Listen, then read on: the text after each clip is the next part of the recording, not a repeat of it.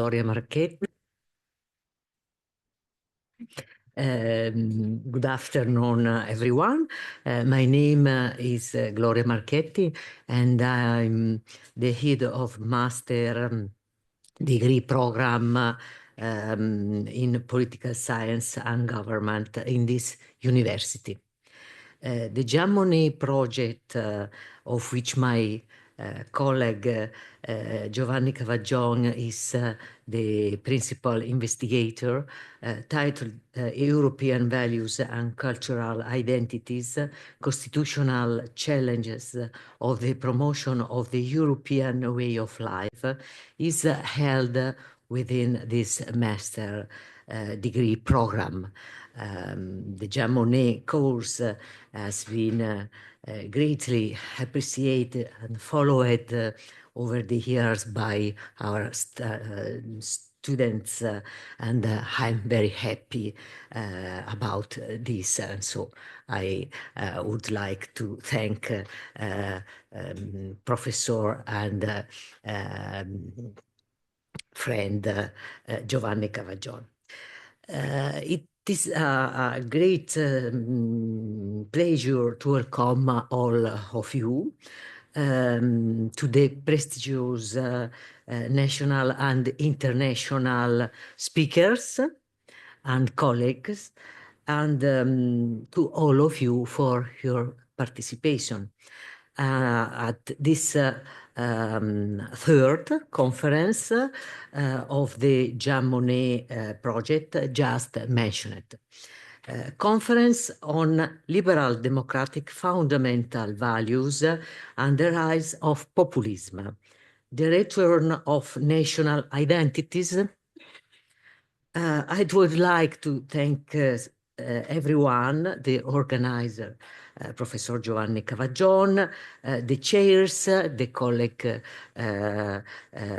Pizzetti e Scuto, the speakers for their contribution to the conference, and the CFSF Foundation, which supported this conference.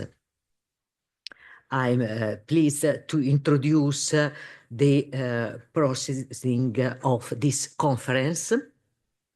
The theme that we are focusing on at this conference is of great relevance.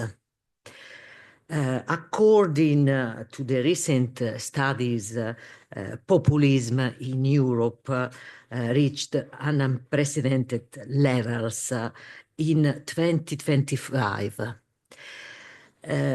consolidating itself as a significant political force, no longer just as a protest, but a force capable of governing. The rise of global populism, driven by economic situation, globalization, and anti-establishment sentiment, pose challengers to liberal democratic values. Furthermore, the idea of the populist is to exclude all those not considered as a part of the proper people. In this context, the speakers today will reflect on the challenges posed by the rise of populism in Europe and other parts of the world, for example, in Japan and in USA, on the impact on liberal democratic values and on the hypothesis of a possible return of national identities. I'm sure that the debate will be very interesting. With this spirit, I am happy to open the proceedings of this conference and wish everybody, everyone, a fruitful conference. Thank you.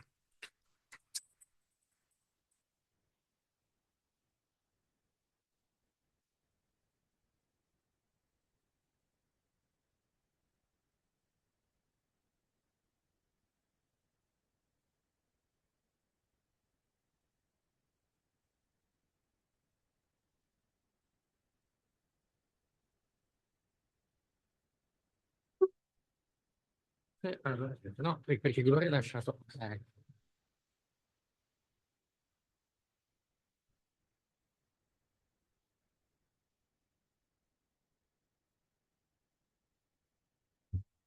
Thank you very much to our colleague Gloria Marchetti, our head of the master degree program in political science and government. And I'm very pleased and honored to be the chair of this first session. And thanks to the colleague Professor Cavagiano for having invited me. Today, the first session is dedicated to the populism, liberal democratic values, and the defense of national identities. The title is, of course, very interesting because sometimes we think that the defense of national identities could be something more related to a sort of right-wing populism. Instead, probably sometimes the defense of national identities against, for example, the power of globalist enterprises or the critique against the globalization movement could also begin from a left populism. So we may say that under a certain point of view, the liberal democratic value could be put under crisis from the left and from the right as well. But I do not want to take any more time. I will be here like simply a sort of person who will keep time, and therefore it is a pleasure to give the floor for the first speech, which will be delivered by colleague Giulia Bistagnino of our university, Populism, Disagreement, and the Crisis of Liberal Democracy. Please, Giulia, the floor is yours. If you have something like a presentation to share. So the mic.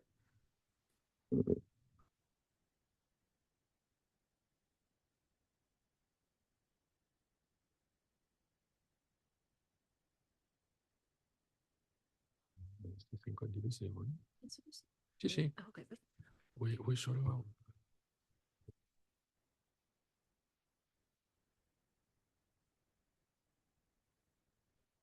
Okay, thank you so much. I'm so happy to be here, and I would like to thank Professor Cavagiano for inviting me, because perhaps, as some of you know, I'm a bit of an outsider in this context, in the sense that I'm a political theorist or political philosopher.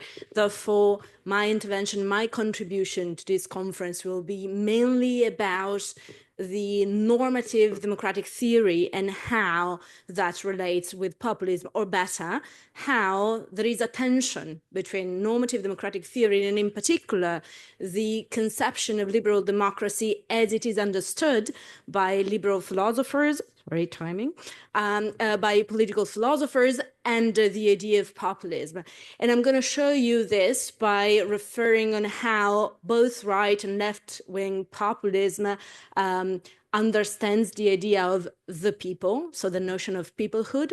And then I will end my presentation with touching upon the issues of the role of political parties within democracies and political representation, which I think are core of places where populism, I think, misfires, but also it provides us with a better understanding of what kind of work we need to be doing to safeguard our democratic societies from populism.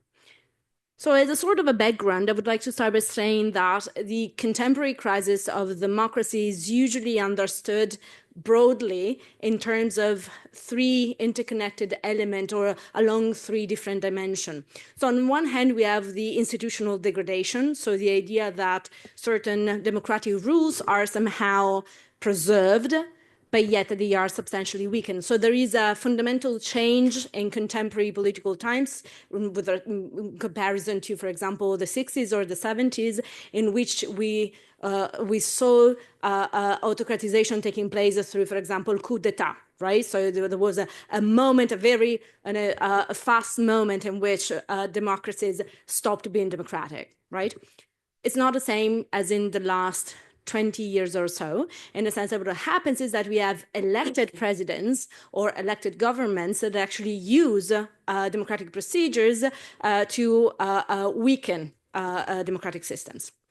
Another dimension that is often mentioned and probably is one of the most studied nowadays is that of the transformation of the public sphere.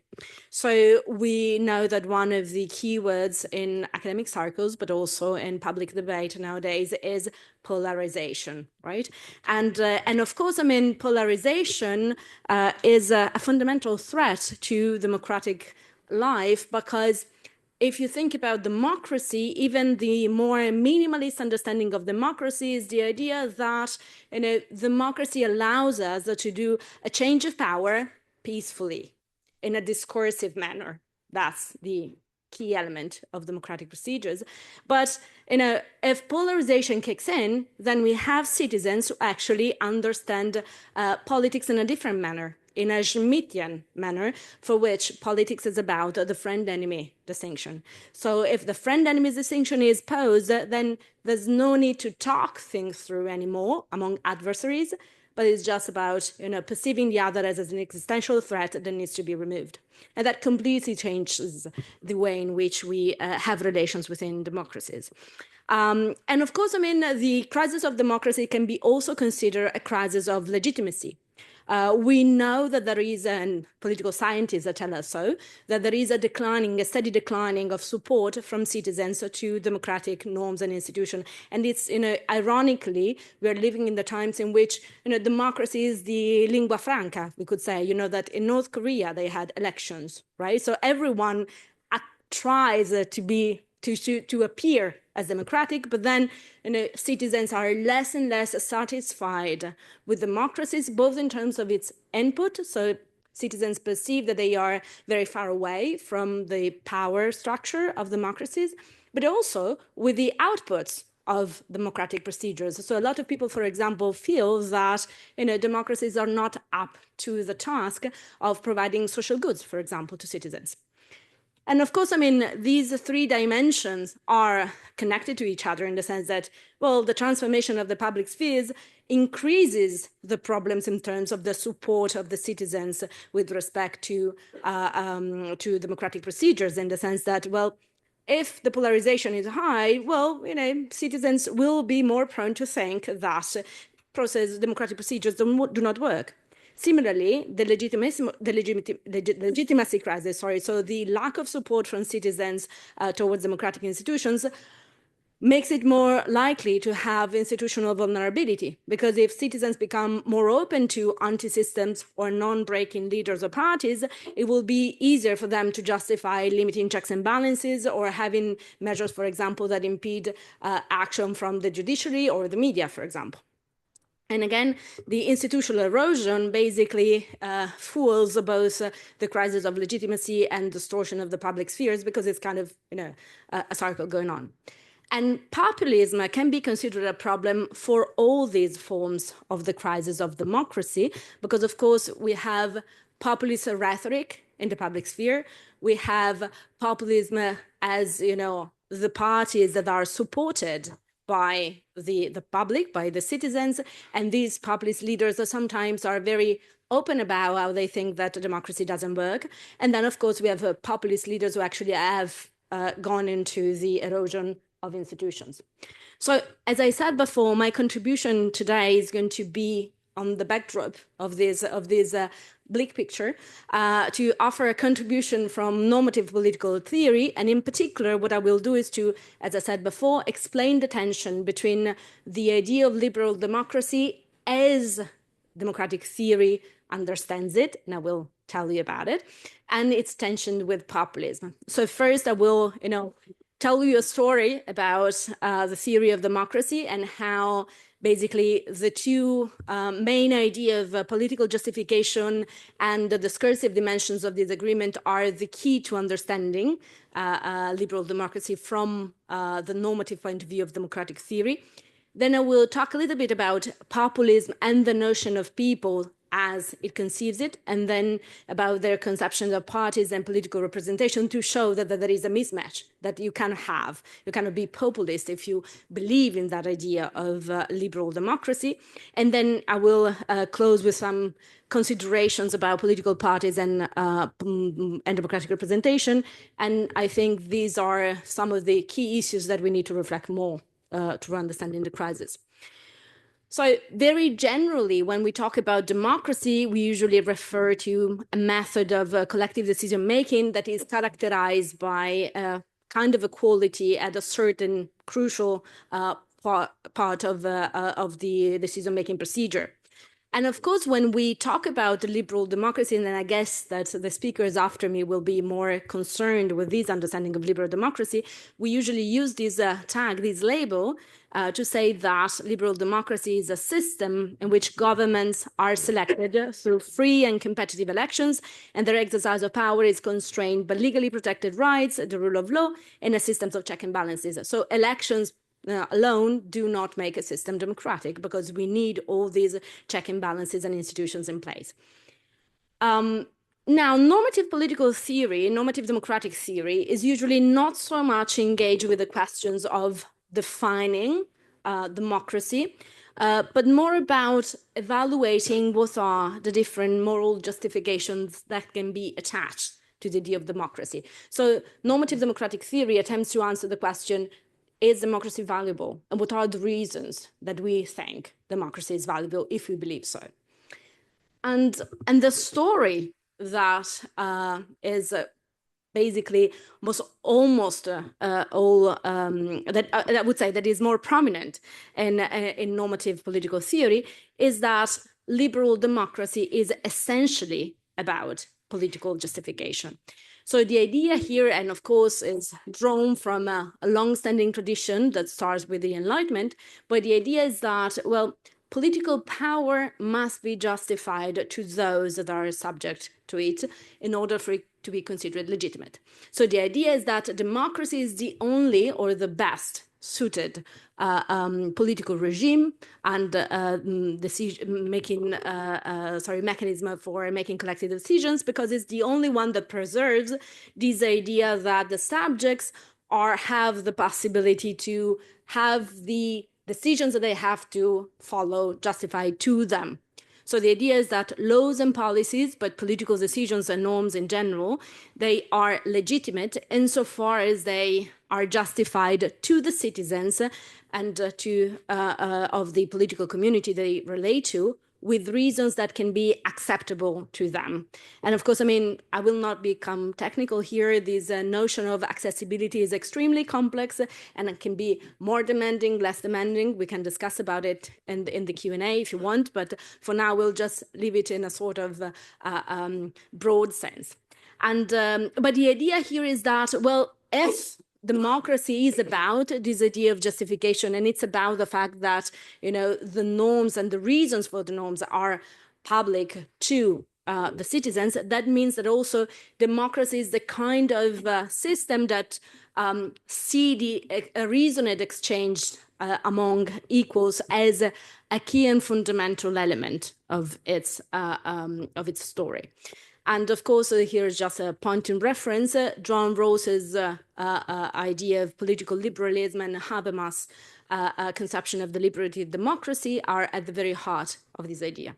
And what I would like to stress is that, in contrast with any descriptive understanding of legitimacy, the kind of notion of legitimacy that we are working with here with a normative democratic theory is basically there is a an essential link between legitimacy and justification, in the sense that the idea here is that as long as we have justification, then we also have legitimacy. So there is a discontinuity, if you want, for those of you who have maybe read John Locke. There's a shift from that idea in which we just needed a justification simpliciter, and then we would have seen whether the public was agreeing to that. And here is the idea is that we propose a justification that in principle should be acceptable, and therefore there is also the legitimacy.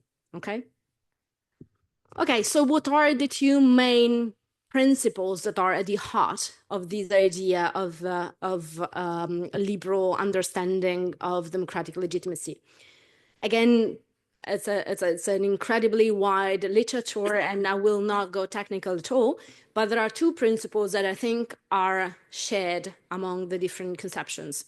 And the first one is the principle of reciprocity. So basically the idea is that in making a claim, no one may demand a resource or a right that would deny to other, and therefore, whenever I pose a claim, everyone should be, in principle, be able to question and contest what I say in the public sphere. And this is the principle of reciprocity. So we should be on the same page. It's sort of an idea of political equality. And the second principle is the principle of generality.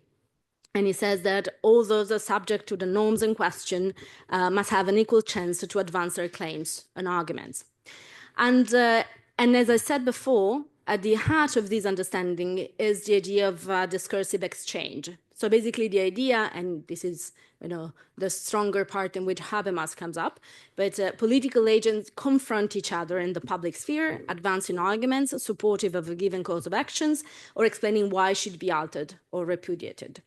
And what is very important is that, of course, the need for this sort of mechanism and this sort of story is because pluralism is at the heart of political life. In conflict, if you want, conflict of views.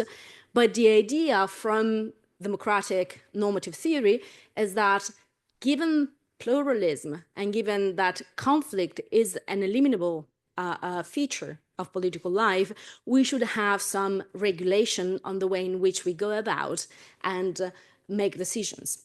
And so in this sense, basically, the normative theory of liberal democracy says that, there is a concern for respect and equality that should be constraining the way in which we talk to each other and the way in which we demand and issue norms that everyone should abide with.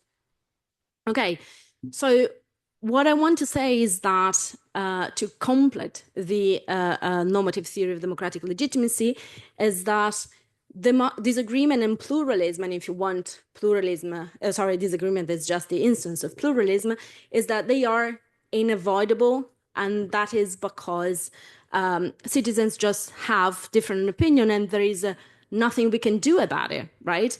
And what is important is that from this particular perspective, pluralism is not, or disagreement is not just a sociological fact. If you read, for example, Rawls, who is, not the most important author on this particular matter, but even Rawls in political liberalism, he says that pluralism is the result of the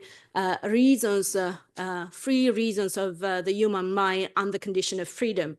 So it's not just a sociological, but it's a normative fact, that of disagreement, because it is something that it is a result of liberty, right? So in this sense, I want to argue that from this perspective, disagreement is not just something that needs to be addressed. It's not a problem that needs to be solved, but it's a constitutive feature of democratic legitimacy. So in a nutshell, what I want to argue is that, and what I think the authors that I'm referring to are arguing for, is that liberal democratic legitimacy somehow presupposes that citizens are agents capable of reasoning and justification should be addressed to them. Otherwise, it would be making nonsense to have this exchange of reasons at the core of the idea of legitimacy, right? If citizens were as such that we're incapable of understanding what's going on in the world, that we're incapable of understanding what is their plan of life, what is their idea of the good, it would make no sense of them to exchange reasons and arrive at reasoned agreements, okay? And therefore, disagreement is what make this idea of justification vivid and important and relevant, right? Because it is because citizens are political agents that it is possible for them to evaluate, contest, reject political claims, and talk about it, basically. So I will move now towards the concept of populism, and I will not give a definition of it because it's a very difficult task, and I don't want to embark into that. Some people even say that populism is an essentially contested concept. This is a term of art, and something that Galli has talked about. And the idea of essentially contested concept, is that are those concepts that are evaluative and they are contested the very essence of their meaning. That means that even if we talk all our lives, it will be impossible to settle certain disagreements about the exact meaning of those words. And probably populism, is in that category. But I think that for the argument, for the purpose of today, we can just stick with, the common sense and the most relatively uncontroversial and used definitions that are present in the literature. So I'm referring here to Mulder and Kasmade, of course. And the first definition is that populism is a particular moralistic imagination of politics, a way of perceiving the political world which opposes a morally pure and fully unified. Sorry.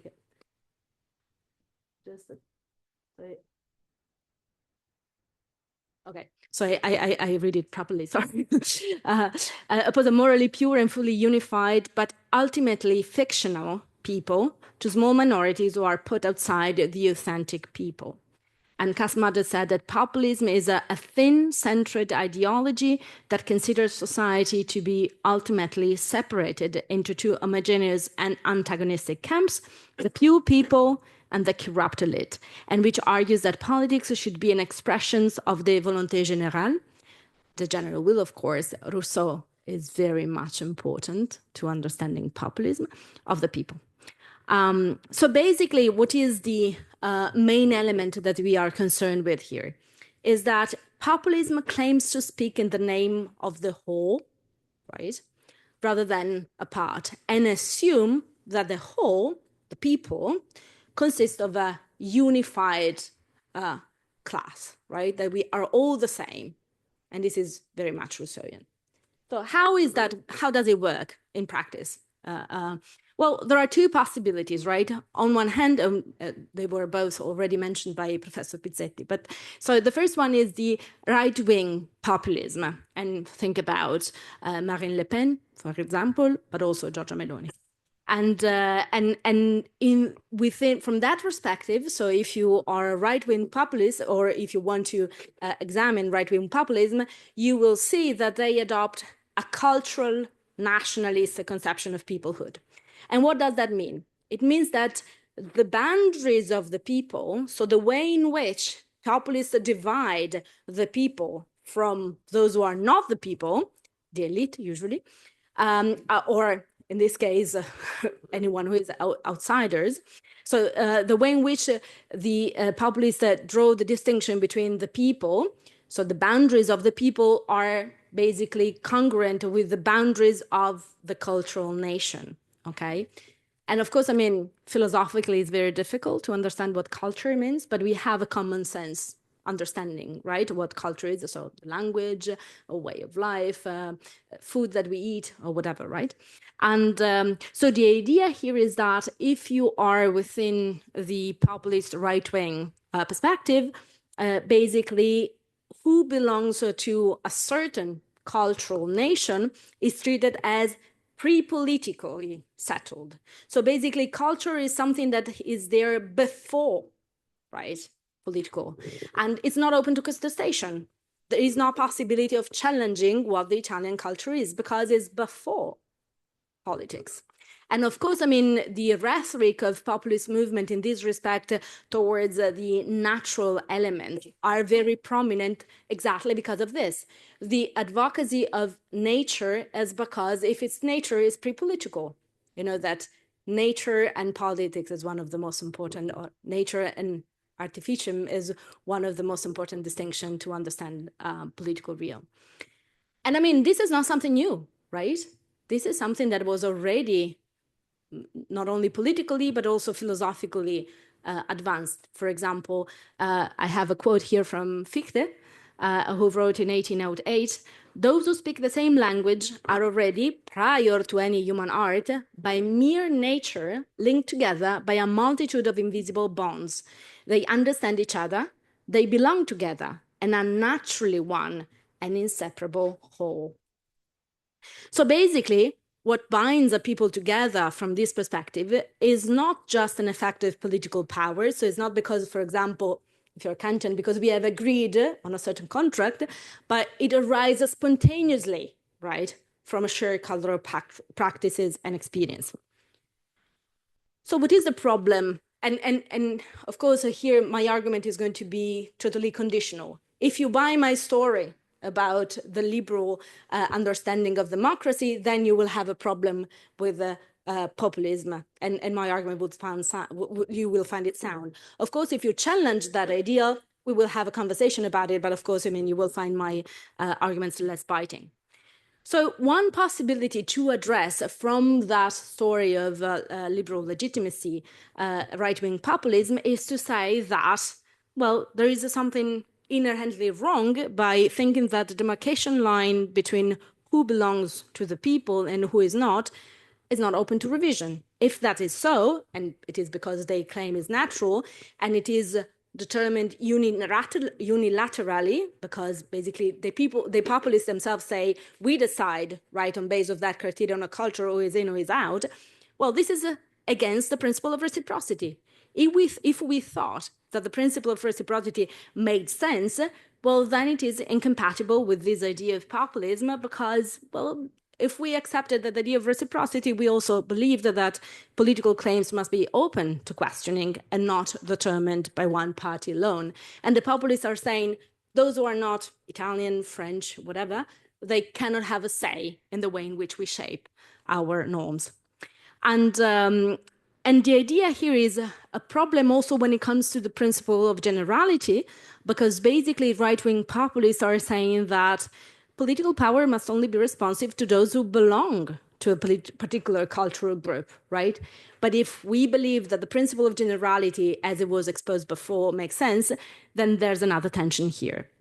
And if you want more fundamentally, the problem is that if the populists are right, that, you know, who are the people, who is the people is natural and self-evident, then probably we don't need even politics or discursive practices to understand what we want to do, right? Because it's predetermined.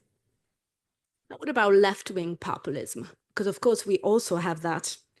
And well, when I refer, and if you want an example in the recent history, I would say Podemos in Spain is a good example of that, right? And with respect to the theoretical underpinning, I will refer to the work of Ernesto Laclau in particular.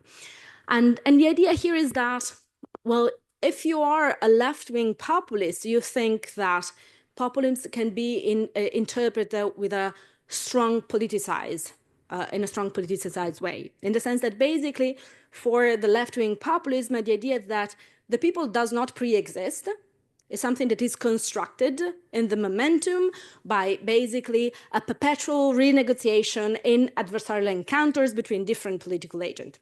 So the idea is that basically political mobilization by gathering people together against a certain, for example, political actors or political practices, think about globalization, for example, that is what makes up the people, okay?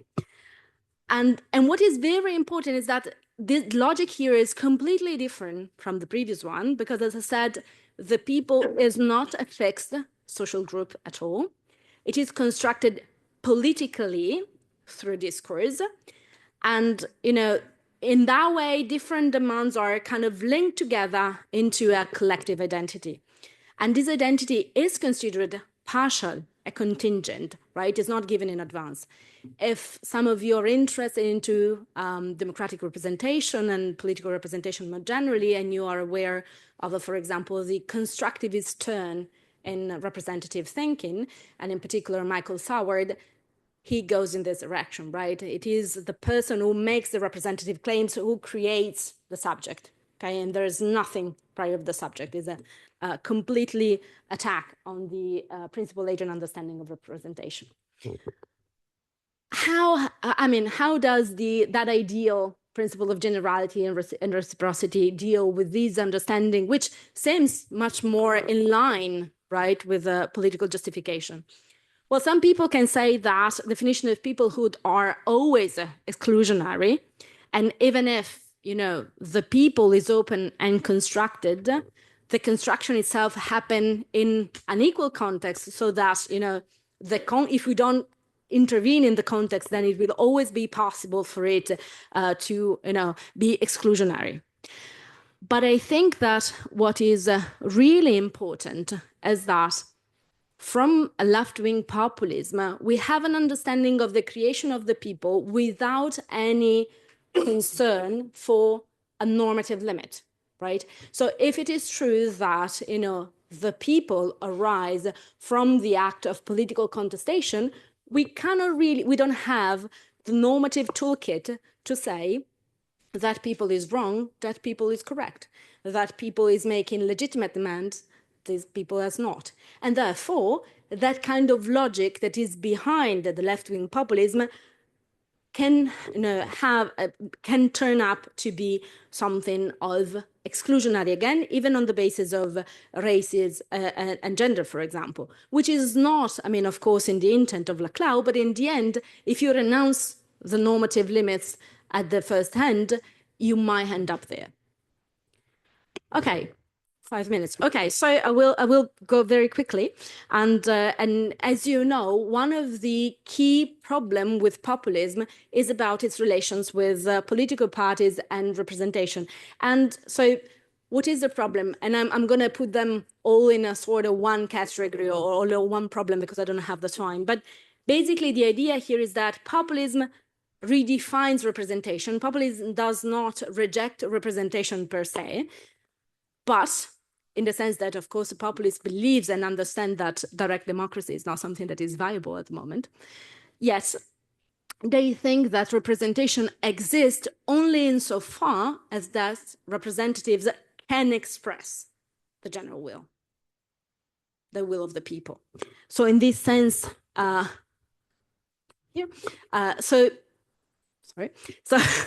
so basically, the problem here is that populism is always very suspicious about representation and about representatives. And that is because, of course, representation builds into the picture of democracy a vertical dimension, right?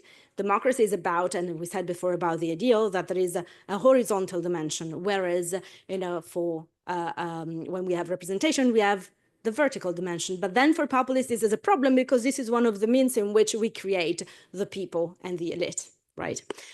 So basically what I think populists' argument make, what they say is that the people should be those who occupy the highest position in the decision-making hierarchy. And therefore to do so, they should be in control of making the decisions, right? So they should control the representatives and determine their action. Otherwise, they will not be acting in accordance with the will of the people. And the problem is that and basically, so what I want to argue is that the picture of political representations that populists want to defend is that the citizens should not only be there to choose and remove political leaders, but also to directly dictate political decisions. And if you want, what I'm arguing is that populists usually have a mandate conception of representation, which sometimes is very explicit. In our country, the 5-Star Movement was very explicit about this, right? But I think, and I will close on this, is that we are missing something. I mean, if we believe that representation works in this way, and be careful, because I saw some signs about your student selection here about how representation is a fiction, how you should take action, because every time the students go into the Consiglio di Amministrazione, then they become something else. Like they start being part of the game of the power and not doing your interest or pushing for your preferences or pushing for your values or whatever. But wait, because basically the populist understanding tells you that there is a problem with representation, and I believe there is a problem with representation right now, but is the answer to that problem get rid of representation, or maybe is it possible to think about representation in a different manner? And what I want to propose to you is that, and I will just catch it because I don't have the time, but if we take seriously that idea of public justification and of political justification and of deliberative democracy, as I have tried to sketch it to you, then we can understand that if we rethink the relation between the representatives and the represented, then there is something new to become, in the sense that, well, it is precisely if we think of the relation between the representatives as a dialogical dimension, in which basically voters are not just transmitting their preference. It was one of the problems that I have with the populist understanding of political representation, is that for them, preferences are given and never transformed, right? And they just are transmitted to the representative. But that's not the case if you embrace that liberal idea of liberal democracy. In the sense, the idea here is that if you believe in the reasoned exchange of reasons, then citizens are to articulate, justify their views, and engage with others' perspective, confront the complexity of collective decisions, even with representatives. And we need to think more about how that reciprocal relationship that I'm talking about, in which basically citizens influence, of course, representatives, but representatives also influence the citizens in a recursive relation and dialogical dimension, in which also representatives talk with other representatives who are in disagreement, and these cycles are to be understood. What are the kind of institutions that should make that possible and not undermining it, which is the reason why populism at a certain point also becomes more of an option to our rise. And I will stop here.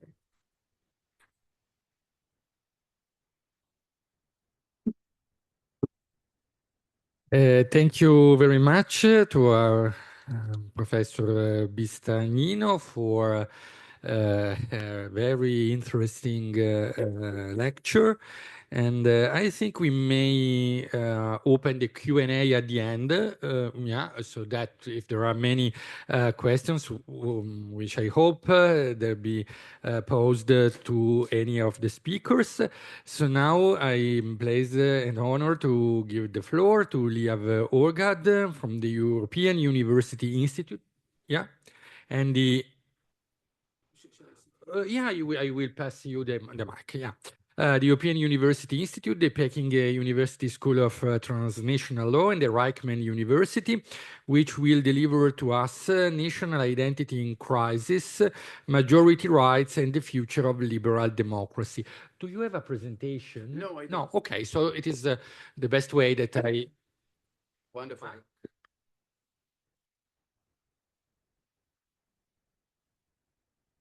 Thank you. Thank you. Wonderful. First of all, the three preliminary comments. First of all, thank you for the invitation. I'm very happy to be here. Can you hear me?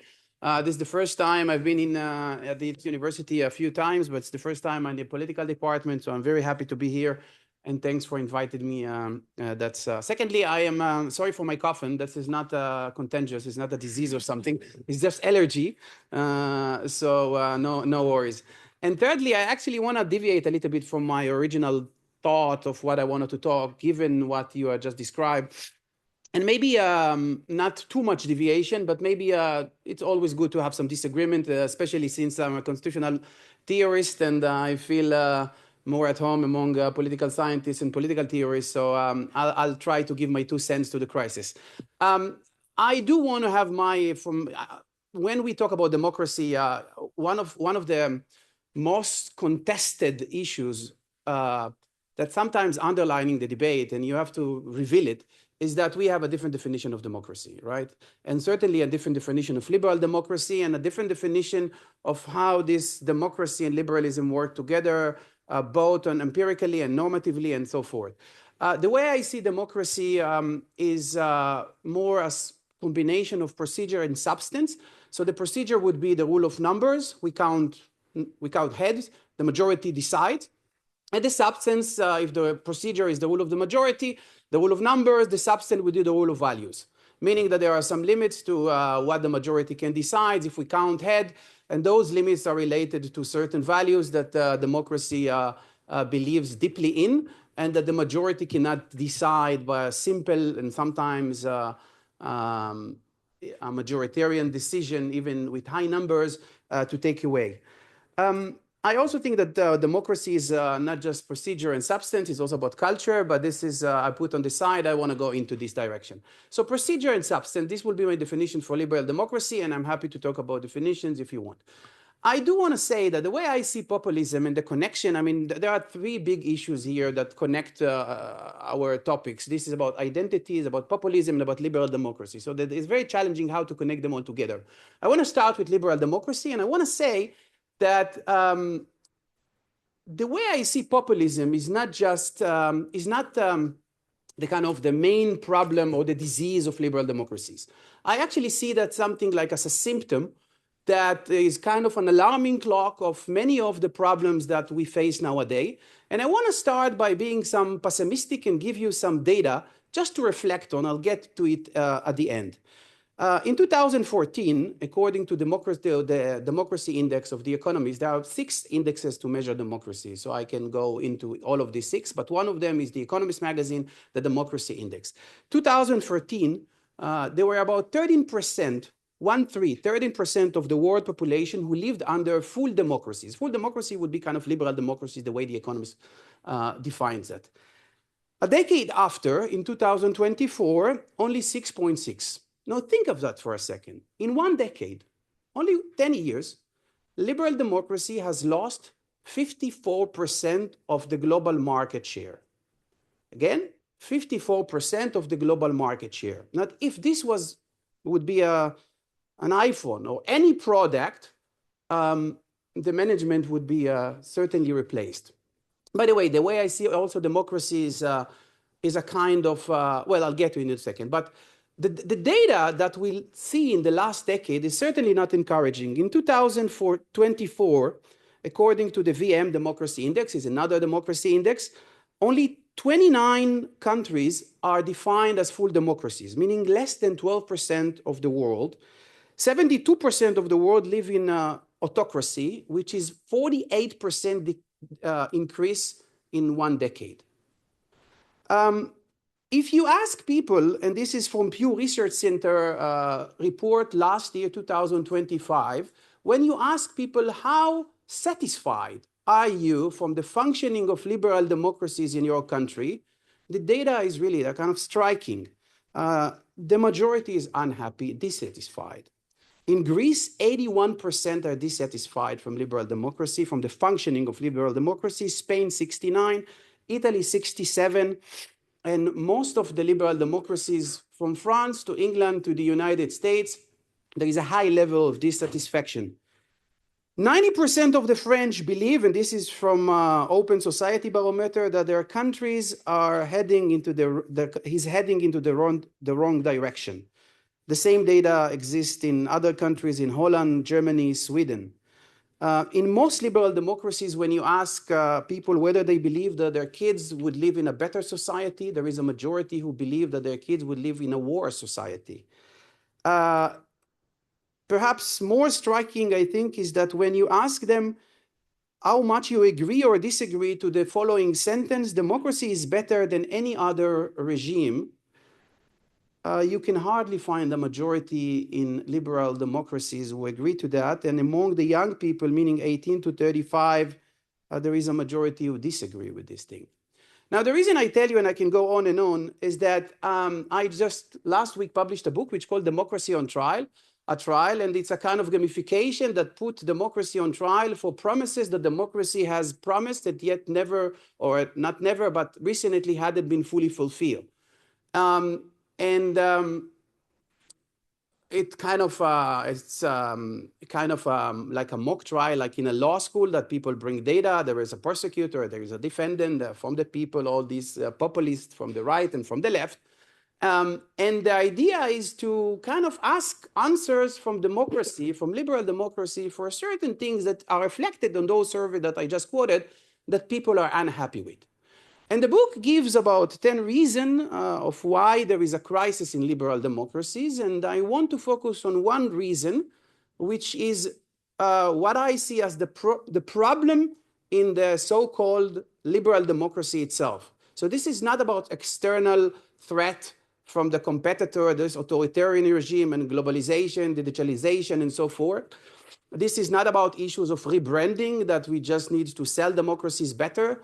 These are not issues of capitalism. I want to focus on issues which are really built in the system in liberal democracy. And again, think of liberal democracy for a second as any product in the market that people, 54% in one decade has neglected or moved into other directions.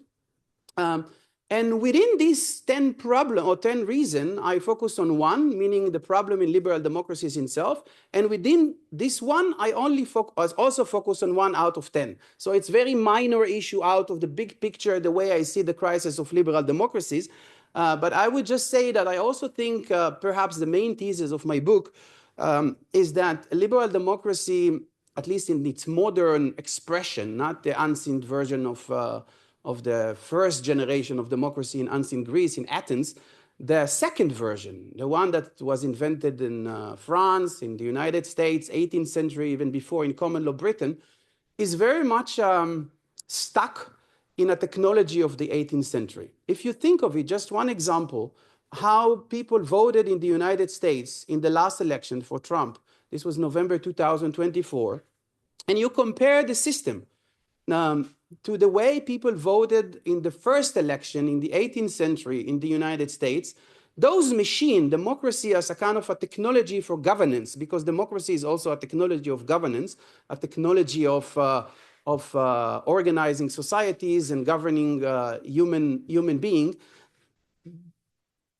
If you think of this machine, kind of the industrial machine of the 18th century of translating the so-called will of the people, whatever the people is, and that's part of the question, into a political outcome, it's more or less the same. Of course, the demos had been expanded much wider today in the United States than the 18th century, where women were excluded and Black Americans were excluded and Jews were excluded and so forth. And the voting age is now 18 rather than 21. In some countries, it's even 16.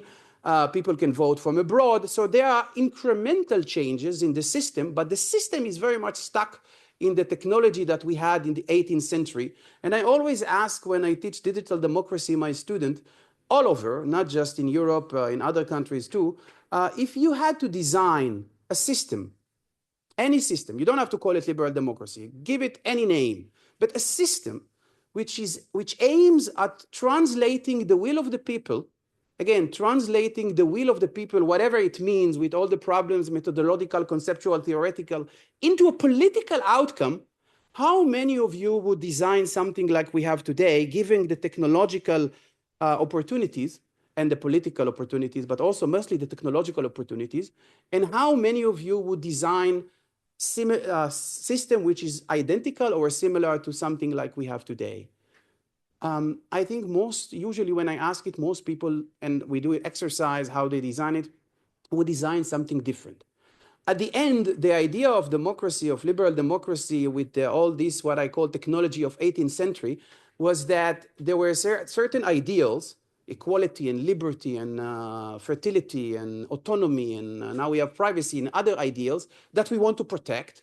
And we want to create a kind of a system that translate those ideals into, and the will of the people, into some political outcome by some check and balances, by protecting among the tyranny from the majority and the tyranny of now we have from the minority and so forth, and having something that creates some level of cohesion. And I think because it's necessary to maintain a liberal democracy. And you know, unlike many technologies that we have nowadays or apps on your phone that you can do upgrade, democracy hadn't been upgraded into what I call democracy 3.0. We are very much stuck in 2.0, meaning France, the United States. The 1.0 was Athens. And the book is kind of a calling into 3.0 by collecting some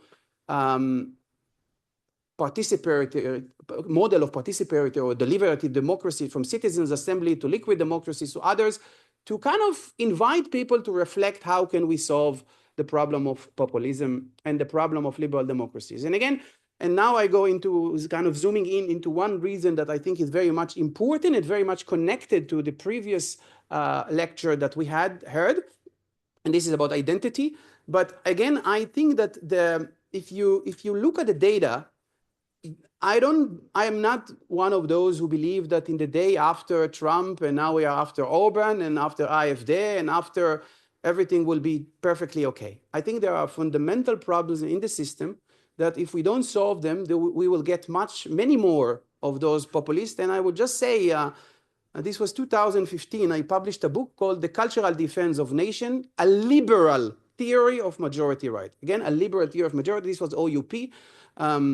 And Oxford University Press. And the last sentence of the book, I quote almost identically, says something like, goes like that. It says that ignoring the subjective anxieties, because I didn't find them objective, but subjective anxieties of majority groups in the West is not just theoretically and conceptually wrong, but a political mistake. Again, not just theoretically and conceptually wrong, but a political mistake. This was before Trump, before Brexit, before AfD, and before what we see now as the rise of populism in perhaps the most perfect or ideal type of liberal democracies in the West, including Sweden and Finland, which are countries that you wouldn't expect the rise of populism, because part of the reasons that are given in the literature for the rise of populism do not exist, like inequality in those countries. And so I truly believe that if we don't talk also about the problems of liberal democracies and what has went wrong with this system, this technology, this product, whatever you call it, I think we make ourselves a huge discount for ignoring what I believe is part of reality. Now, again, out of the 10 reasons, I want to zoom in on one reason, the problem of liberal democracy, and out of in this reason, I want to focus on identities. Now, national identities, and this is the topic of and you discussed that as well. I think national identities traditionally, they haven't been legal concept, right?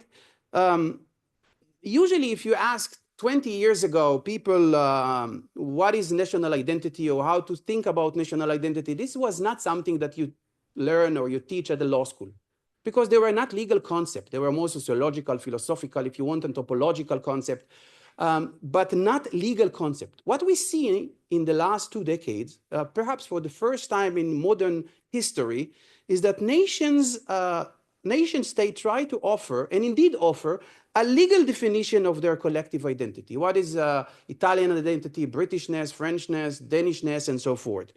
Now, after World War II, and until in the not so long ago, Western liberal democracies didn't struggle with those questions, who we are on a legal basis again. There was not a search for defining their national identity, because it was a given. Most people knew most of the time, without the needs to have a government committee to investigate their concept of identity, what does it mean to be Italian? What does it mean to be British?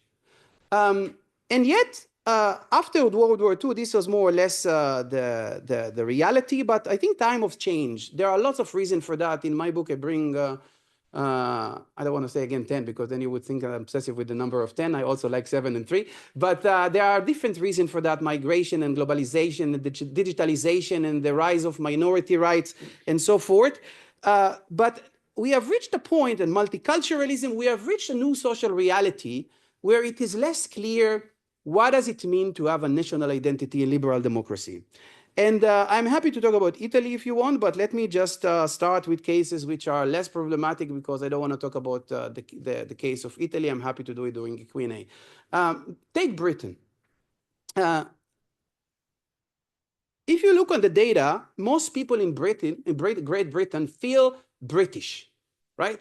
There is a strong feeling of national identity, and when you ask them about their feeling, the first thing that comes into the picture is not the religious identity or the ethnic identity, is the national identity. They are first British before they are Protestant, before they are European. Well, now they are not European, but this was before.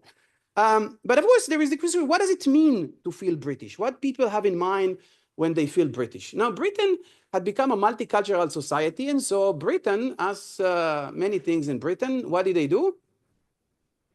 Yeah? They established a committee, a government committee to investigate the concept of Britishness. This was 2002, and 3 years took to smart people, historians and lawyers and so forth, to reach into a definition of Britishness. And if you look on the definition, so Britain, there is a pie, Britishness pie. I don't have a presentation to show you, but I'm happy to share for those who want. There is a pie of what does it mean to be British. This was 2005. And Britain was a constitutional monarchy, a parliamentary system, a white English-speaking country, and a democracy that cherishes freedom, the rule of law, fairness, and tolerance, which is, of course, British, but it's also French and Dutch and Danish and Italian, because we all believe in the principle of liberal democracies. Since 2005 to date, in 2 decades, Britain had changed its mind about the concept of Britishness 3 times. So you have now 3 versions of what does it mean to be British. And if you look on what's going on in the UK in the last 2 decades, I think I once wrote an article about that. In the title tells everything. A nation in search of an identity. They really kind of, the way even to see Brexit and to see many of the political development in the UK in the last 2 decades is kind of trying to find an identity which is here and now, that distinguishes the British from all the rest. And not just about the parliament and English language speaking and the rule of law, because this is also shared by other countries, but what is really British in Britain and what makes them British? Or in other words, what do they mean when they feel British? France, I'll give maybe 2 more examples and then I'll get into my point. France, since soon after Britain, Sarkozy was the president back then in France, and he also wanted to investigate the concept of Frenchness, but he did exactly the opposite from the British, because France is a republic. So and what do you do in a republic? You certainly don't establish a government committee, right? Because it's top down. You do it bottom up. So he did like a TV reality show. He initiated a public debate. And the question, and that's my translation into English, was for you, what does it mean to be French? So the government kind of invited the French people to define Frenchness and collected the thousands of reactions from civil society, from the academy, from politicians, from individuals and groups, interest groups, and so forth, and then published a report of what does it mean to have French identity. And let me know if it's 5 minutes before, so that I would not pass my time, because I can talk forever. Huh? And so they had, the government published this report about what does it mean to be French. And this was, it's a very fascinating report about kind of the French perception of themselves. Some of the reports about national symbol, and some about values, and some about kind of French icons and so forth. This not just shared by France and the UK. I checked in back then, my first book, 2015, the OUP one.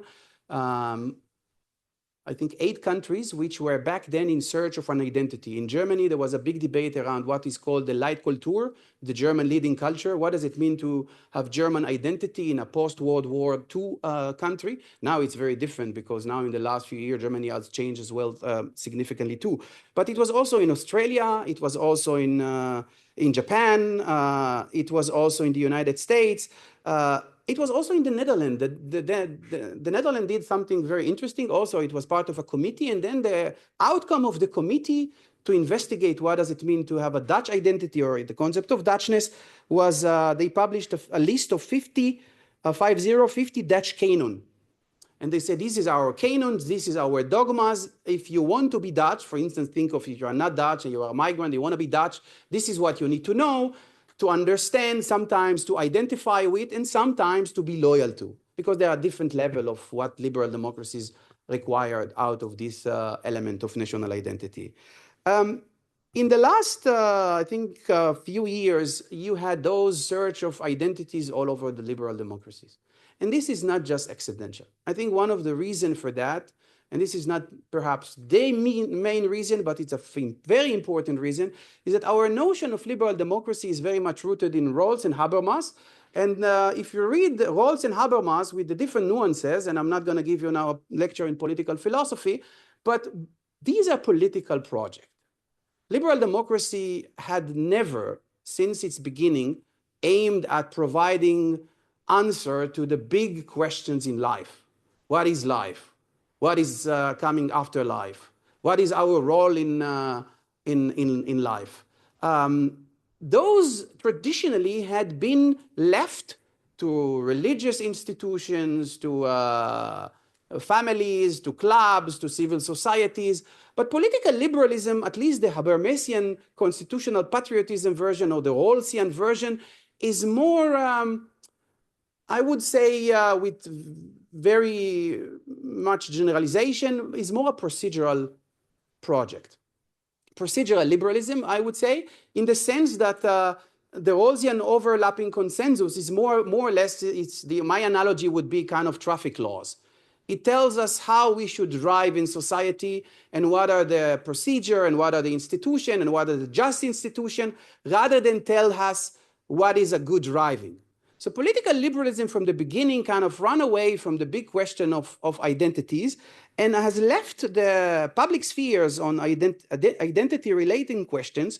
And when I talk about identity, it's not necessarily, I mean, I don't like the term identity, but it can also be character or creed or ideology or culture or whatever. So identity here would be an umbrella category for many other things, from culture to national character, but has left the public sphere into other actors to step in.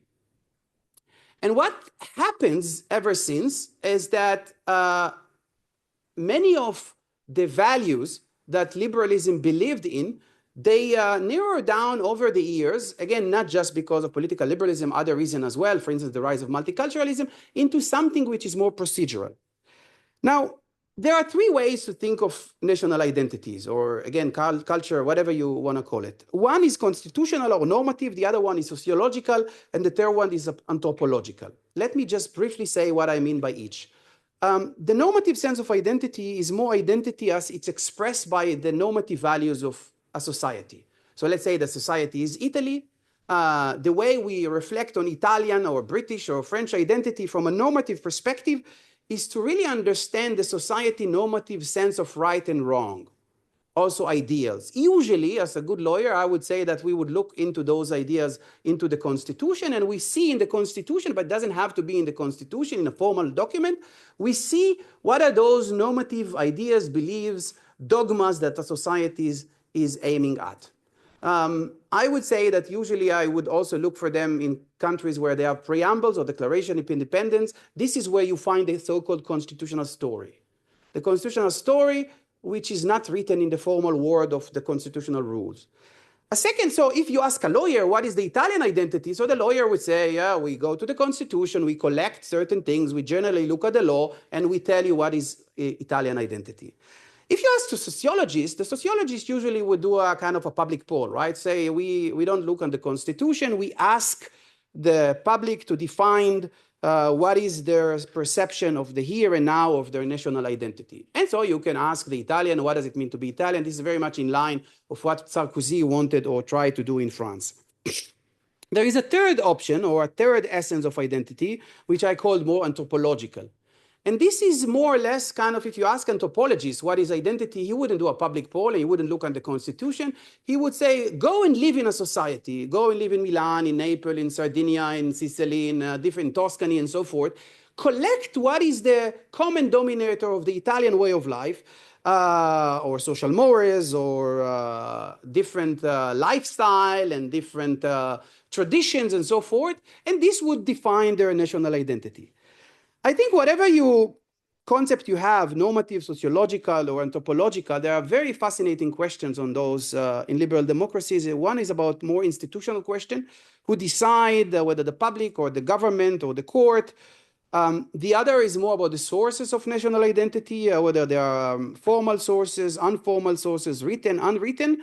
And of course, the third one is the methodology, how exactly you define those topics of identities.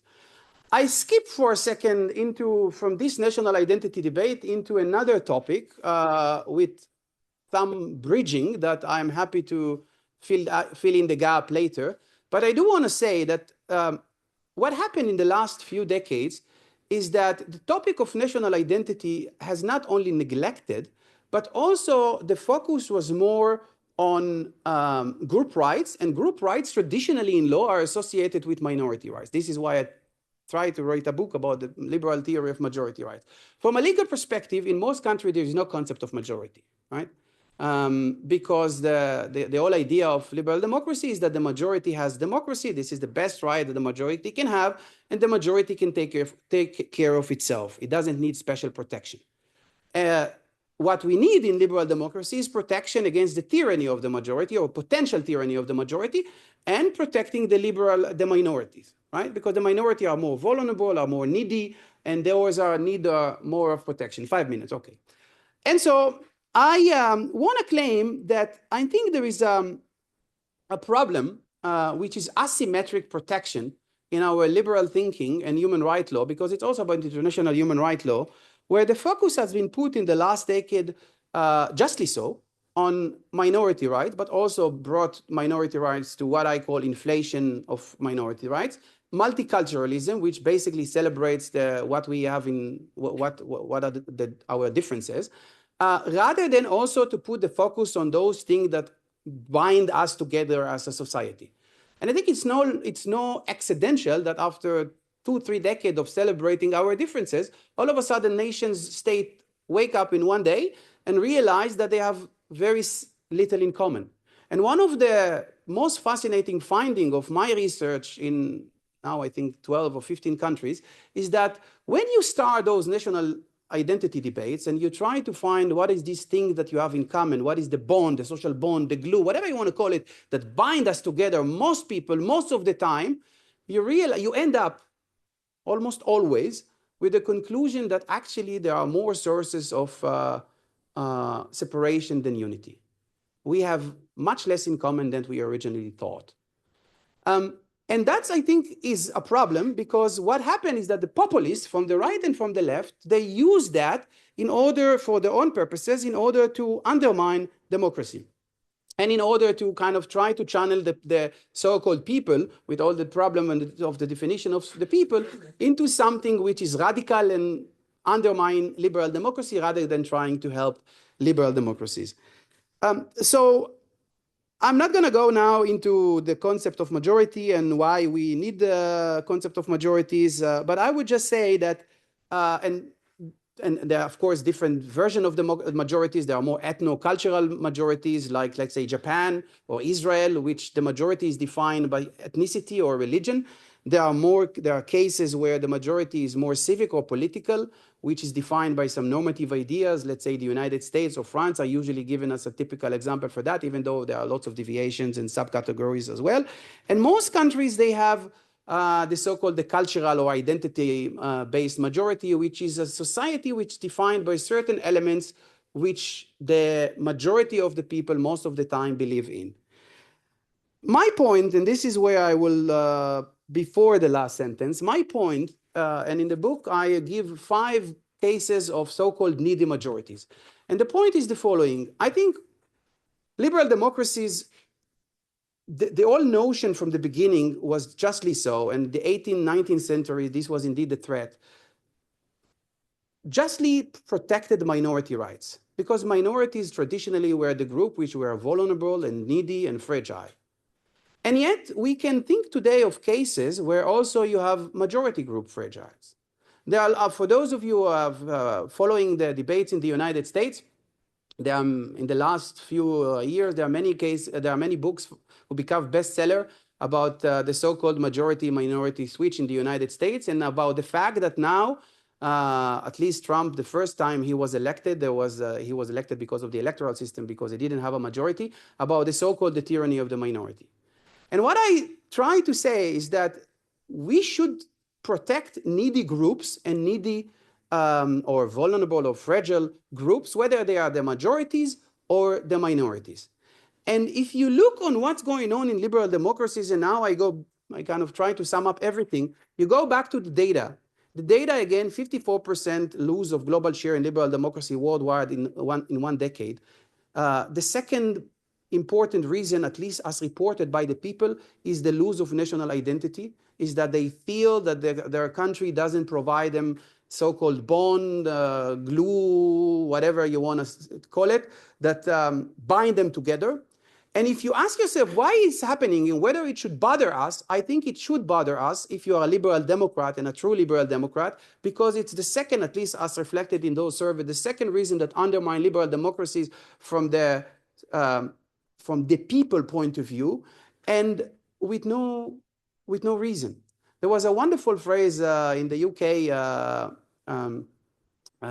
this was, I think, David Cameron, when he was the prime minister, he called it muscular liberalism. And the idea of muscular liberalism was that liberalism should become less thin and procedural, but more what he called muscular, meaning more thick and less apologetic about its values. And we have different names to that. In Germany, they would call it militant democracies. In other countries, they would have other terminologies for that.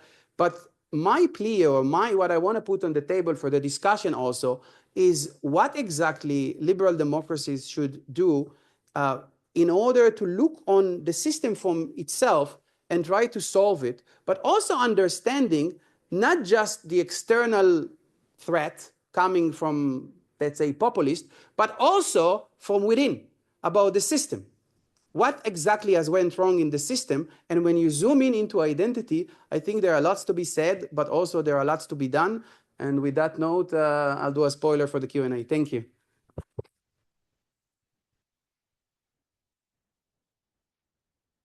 Thank you very much to Professor Orgad, and it was an astonishing lecture full of elements, full of food for thought. So now I will give the floor to Professor Giacomo Delledonne from the Sant'Anna School of Advanced Studies, who will deliver a lecture on populism and identitarian public law. So there is a junction, at least under the point of view of public law, between the previous lecture of Professor Orgad. So now, dear colleague, the floor is yours. Thank you, Chair. Good afternoon, everyone. First of all, I would like to thank Giovanni Cavaggion for such a kind invitation. It's a pleasure to be with you this afternoon. And I'm somewhat privileged in being the third speaker in the session, since I will take advantage of some of the points raised by Professor Bistagnino and Professor Orgad before me.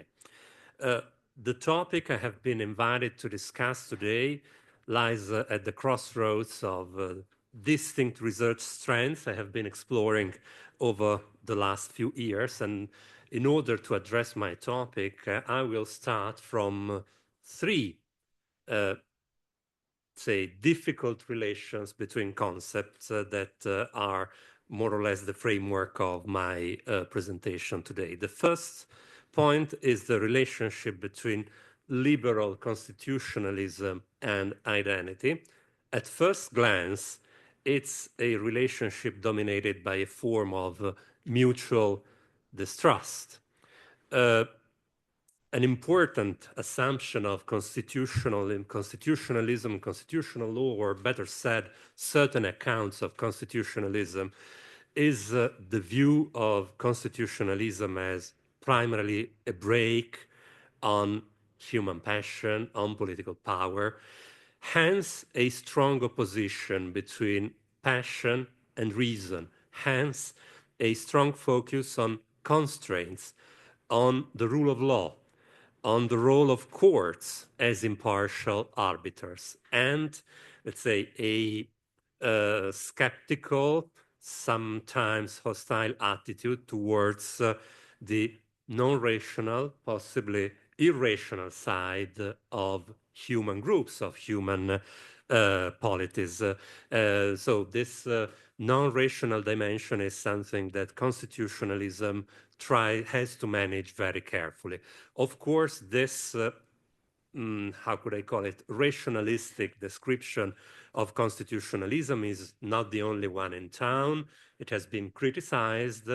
We have also other conceptions of constitutionalism that highlight the imperfect nature of constitutional democracies and sort of downsize the role of reason and just reason in constitutional democracies. The second important alternative is the relationship between constitutionalism and populism.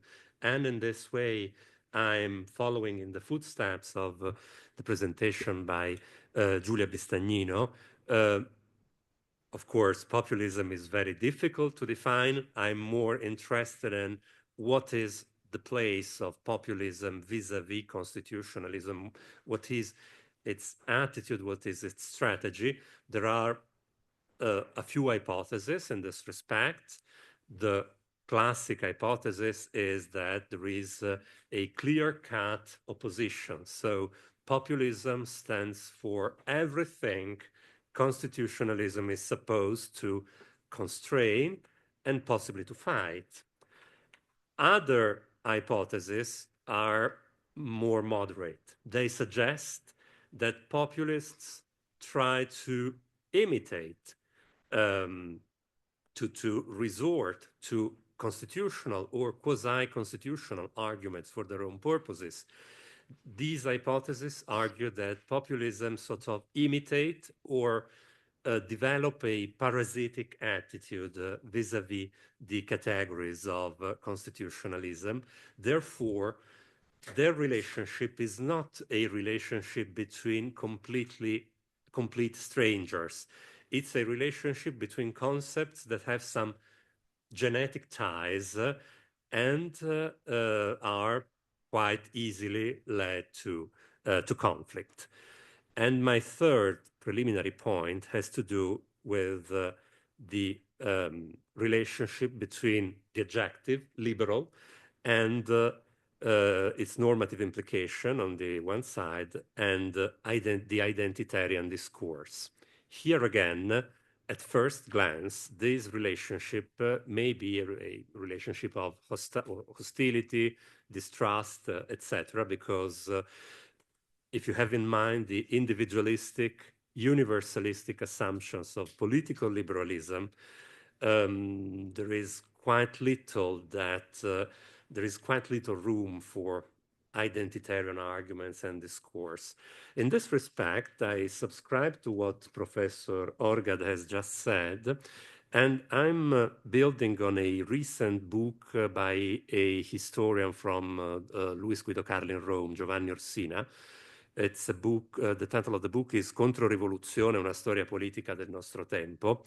Giovanni Orsina suggests that for decades, political liberalism in the West used to be embedded in a number of pre-existing social structures ranging from churches to families to political parties, social organizations, and so on.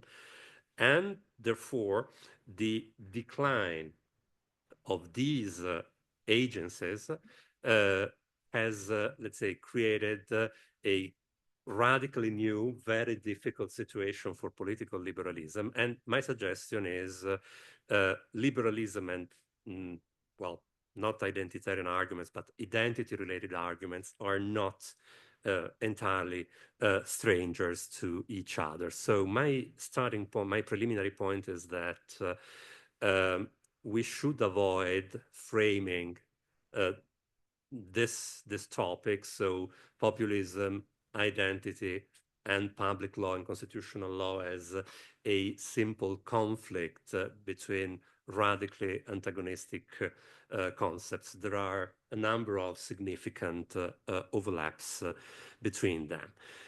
So, having said that, my first point has to do with the respective places of unity and pluralism in constitutional systems, and how identity emerged as a relevant notion in constitutional law, which is something that has to be justified. And here we are dealing with a red thread in Western constitutional thought since at least the first half of the 20th century, the obvious starting point for investigating the relationship between unity, pluralism, diversity, and the place of identity is the intellectual and political conversation in Germany in the interwar years. I am making reference to the Weimar Republic, the regime that was in place in Germany from 1919, in the immediate aftermath of military defeat in World War I to 1933 with the rise of the Nazi Party to power. And it was a very interesting period because the Constitution of Weimar, enacted in 1919, can be seen as an attempt to preserve the unity of the state, also in continuity with an organicistic, somewhat authoritarian legal and political culture, and to leave room for the emergence of social, economic, and religious pluralism. So it was an interesting attempt to reconcile unity and pluralism, thanks, for instance, to the existence of parliamentary government and a directly elected head of state, the availability of a number of plebiscites, referendum, which allowed the people to express their opinions directly. In fact, this was unprecedented and it proved to be quite frail.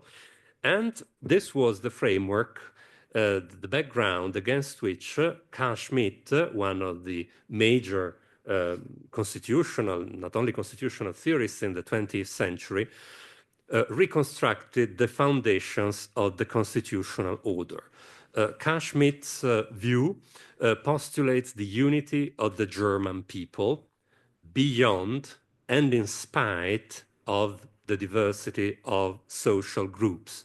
So beyond the pluralism, the people are able to act and to overcome their own internal divisions. I'm quoting from Carl Schmitt's doctrine of the Constitution. In Schmitt's view, unity precedes the plural structure of the society and cannot be affected by it. It's a pre-political, static understanding of identity. So identity is defined once and for all. And it's something that it's stronger than any forms of political, social pluralism that may exist or emerge within society. It's a quite important analysis because it's quite useful until now to contextualize the populist approach to constitutional issues.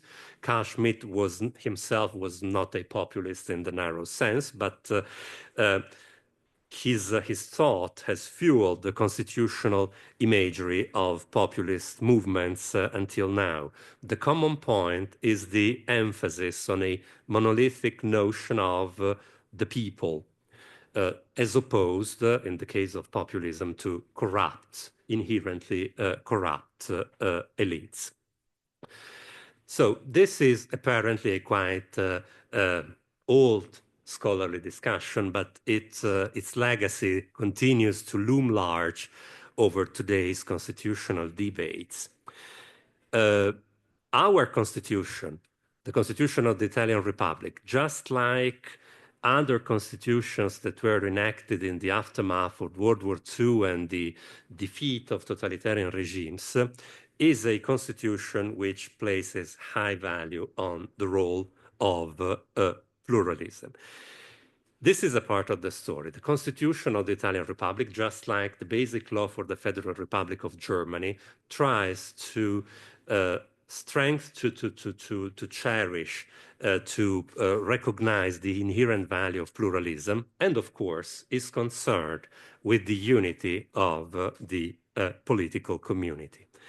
Of course, the balance between unity and pluralism is an ever-evolving one. So we are very distant from Carl Schmitt's view of the unity of the political community as something that has been defined once and for all. In a constitutional democracy like the Italian Republic or the Federal Republic of Germany, the relationship, which is not an easy one, so it's a conflictual relationship between the quest for unity and the existence of pluralism and diversity within society, is an ever-changing one. I'm quoting an excerpt from a very recent judgment of the Italian Constitutional Court that was published last week, judgment number 63, which concerned the so-called Tajani decree, a decree law that had massively redefined the conditions for becoming an Italian citizen. It's a judgment which emphasizes a lot the connection between citizenship, national identity, and political participation. So the Constitutional Court uses a possibly optimistic language, which shows how complex the relationship between unity, identity, and pluralism in the constitutional order of the Italian Republic is. Alongside the people as multiplicity is the people as unity.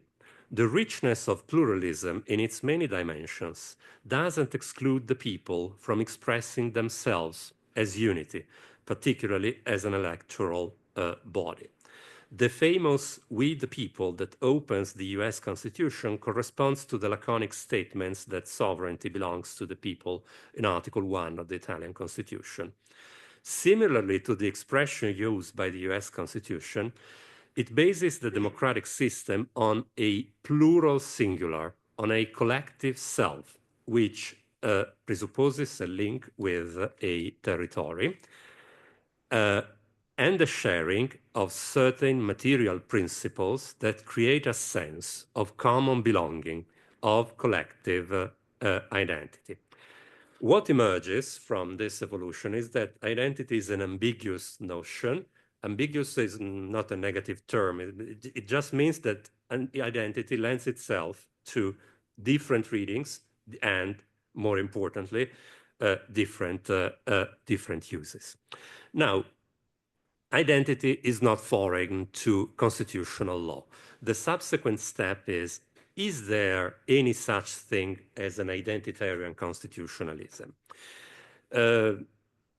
Constitutional theorists, constitutional lawyers have dealt a lot in the last few years with, for instance, developments in Hungary, Russia, the United States, so countries both in the West, in Eastern Europe, in the Global South, and have identified the rise of an identitarian understanding of constitutionalism, which has emerged out of a contestation of legal constitutionalism. I have said in my opening remarks that basically constitutionalism is about the law putting constraints on political power with an important role for courts. And so the rule of law as the key concept in legal constitutionalism. If you opt for an identitarian reading of constitutionalism, you will emphasize a pre-existing set of principles and values, which may lie outside the realm of law, strictly speaking. They may lie with the reified notion of we the people, so we the people and the values that are shared by we the people. Of course, all these notions may be controversial, so what the people stand for, what the dominant values stand for, And these values are not a product of political decision-making, but reflect the historical and cultural pre-existing basis of the constitutional order, which should preserve across the years, which should preserve even in the future. Identitarian constitutionalism is maybe, so it's an ideal type, and is based on the rejection of some of the founding assumptions of legal constitutionalism, rather than the rule of law, emphasis on identity. And identity, how can identity be framed? There may be a strong focus on the past as a source of legitimacy, not only in the political realm, but also in the constitutional order. I will, how much time? 10 minutes. Right. So, in the final part of my presentation, I will make some examples of the use of identitarian arguments in two cases. Hungary, so Central Europe, a post-communist, a country that experienced a transition from communist authoritarianism, and in France, a country in the West, which has faced huge debates about diversity and Republican identity. But before that, I will also say something about identitarian constitutionalism and populism. So identitarian constitutionalism is a brand, let's say, of constitutionalism that poses a strong emphasis on the identitarian foundations of the polity, possibly on a mythified past. Just think, for instance, of the presence of some 19th century figures like Andrew Jackson or William McKinley in Donald Trump's rhetoric. What is the link with populism? So identitarian constitutionalism on the one side and populism on the other side. Populism is mainly interested in this notion of the people as a unitary body distinct from corrupt political elites. If you consider populism from the vantage point of constitutional law, identitarian constitutionalism, so with strong emphasis on the historical, cultural, possibly ethnic roots of the people, can provide useful resources for the populist reconstruction of the foundations, the functioning of the constitutional order. The two notions are not exactly the same, so identitarian constitutionalism may not be populist because it may not be based on this strong contestation of elites.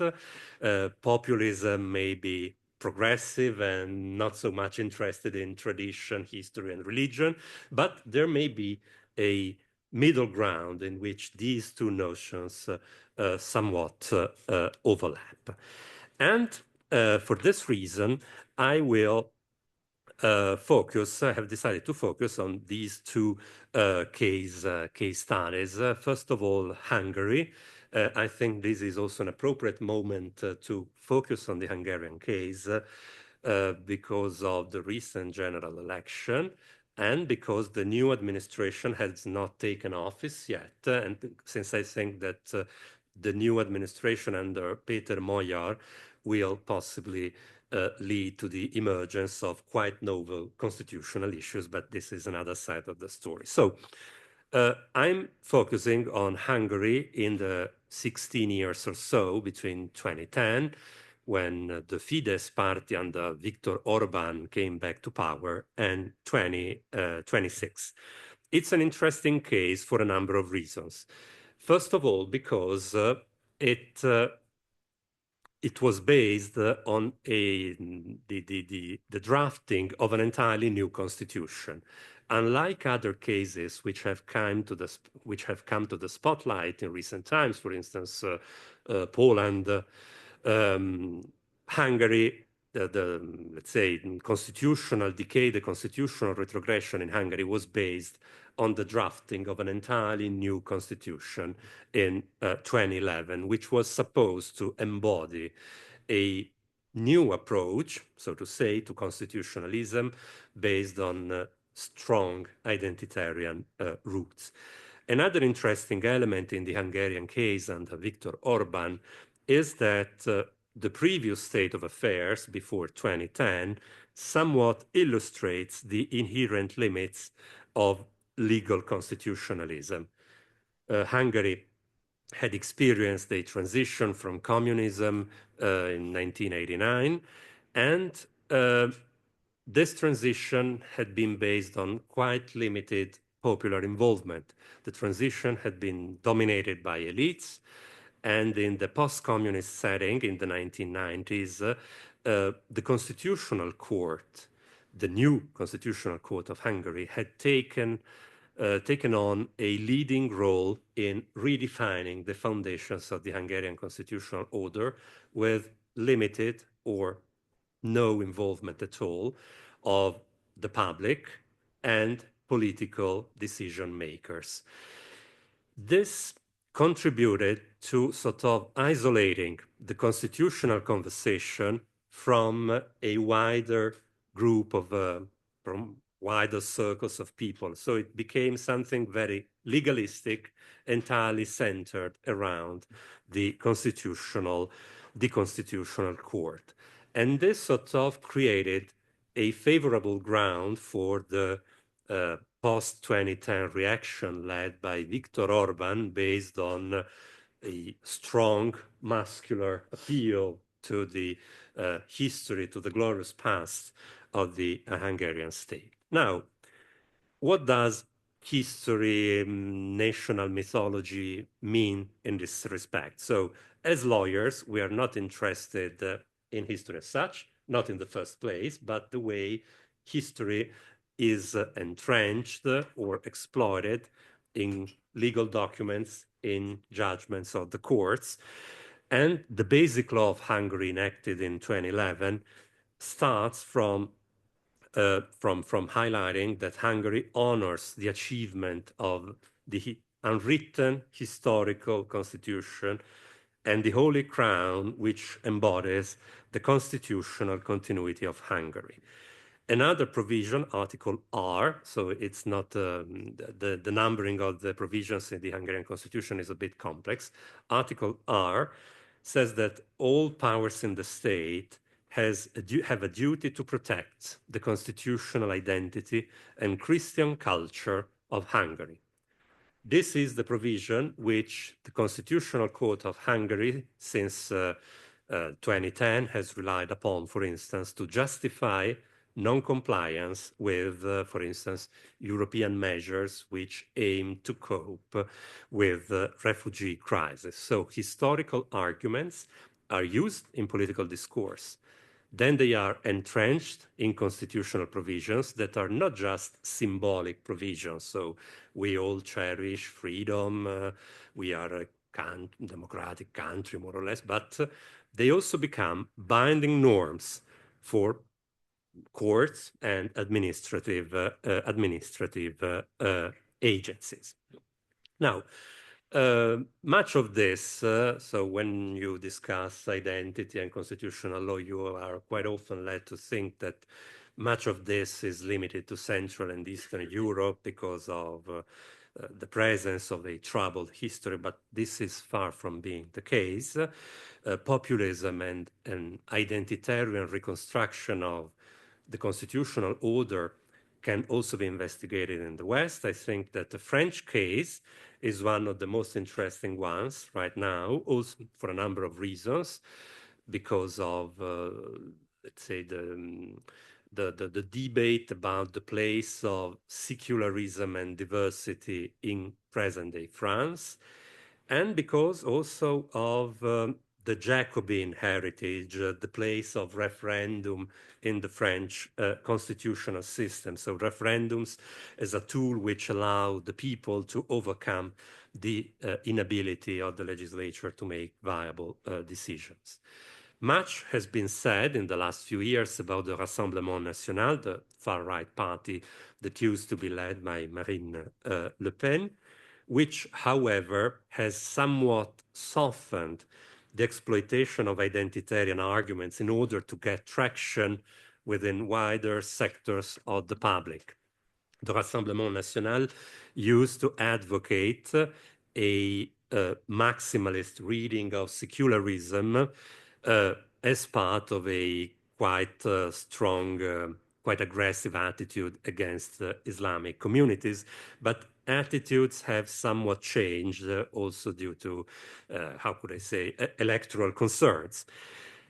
On the far side of the political spectrum, of the far left side of the political spectrum, the charismatic leader of La France Insoumise, Jean-Luc Mélenchon, has developed a powerful narrative based on the idea of a new France, defined, among other factors, by racialized arguments. So here you have both an inclusive and an exclusionary pattern of arguments.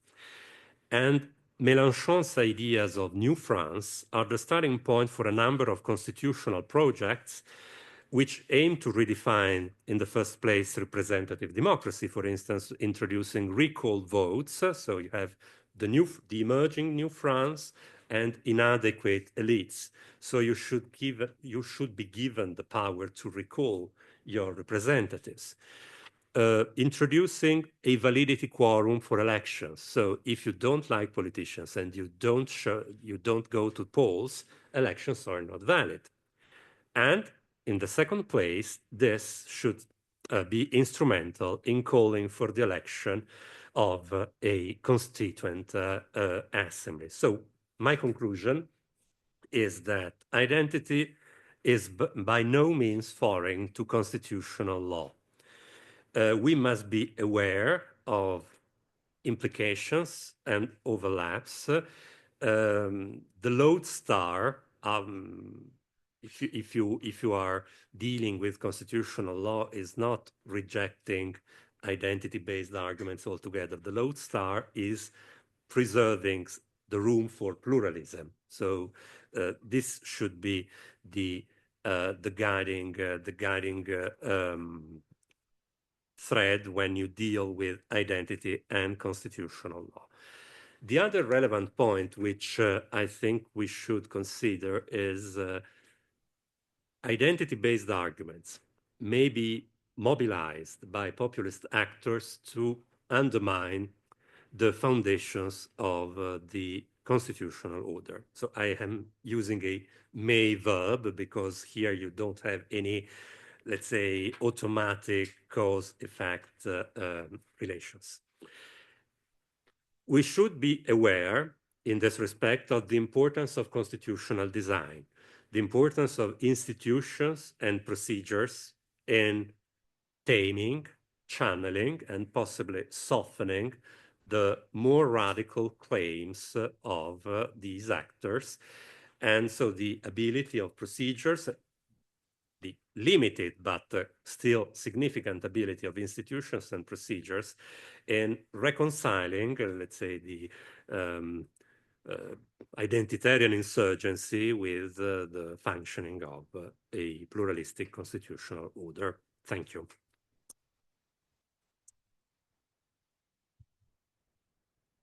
Thank you very much. Thank you, Professor Delledonne, for your lecture. Very interesting for constitutional lawyers and not only for the constitutional lawyers. Now we have a span of time, more or less 15 minutes, if there are questions to the three speakers, mainly from the audience. Professor Orgad suggested the students to try to think about a new machinery of democracy, and of liberal democracy, to be honest. So if some of you have something to say.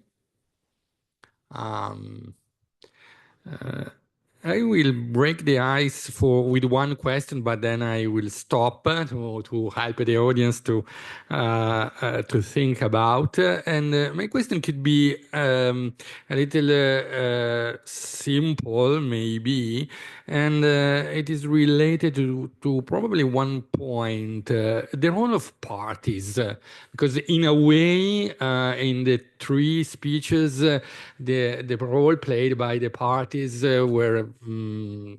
has been evoked on one side, but on the other side, we are not thinking about the dimension and the structure of today parties, even the ones in the liberal democratic. And for example, we know that probably the mega movement have in a way catched the grand old party and transformed it by inside. So what do you think about the role played by today parties, not the old one to which we are often referring to? If some of you want to try to put also this point on the table, and then if there are more questions. The role of parties in I'm not sure I understood. Yeah, the role of parties means if the today parties could be considered as an element of the crisis, or on the other side, an element we have to preserve, even in that kind of democracy 3.0 you evoked in your lecture. Yeah, you wanna? Sorry. So if I understand correctly, the question is about political. You want to go first, or of political parties and the crisis of democracies, right? So I'll try to be brief and kind of answering without directly answering. I think that the whole notion of political parties as representative of the people is old-fashioned, is outdated. And again, I invite you all, one of the nicest things that I found, probably you know the theory of social contract. So Hobbes was one of the first social contractists.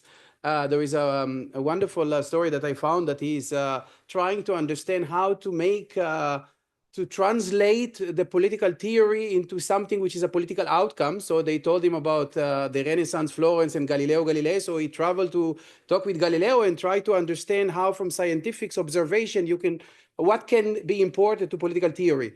And then he said you can translate, basically you can measure the will of individual, and then if you aggregate them, then you have the will of the people. This is very much more or less the way we work now. Huh? So of course, with all the differences, we have reached but again, as a fundamental system that aggregates the will of the people into a political outcome, we are very much stuck with these political parties. And the problem with political parties, and this related to other problems that I didn't discuss, is that political parties have been now, because of neoliberalism and capitalism, there is a connection between money and political parties. So political parties are, are kind of heading into the direction of more political and financial interest than the interest of the people. And then there is another thing, which is the technology. We can't ignore that now. I teach constitutional law. In the last few years, I don't teach constitutional law anymore. Sorry. And this is because I realized that basically the more important constitutions, the more important laws are written by the tech companies. Code is law.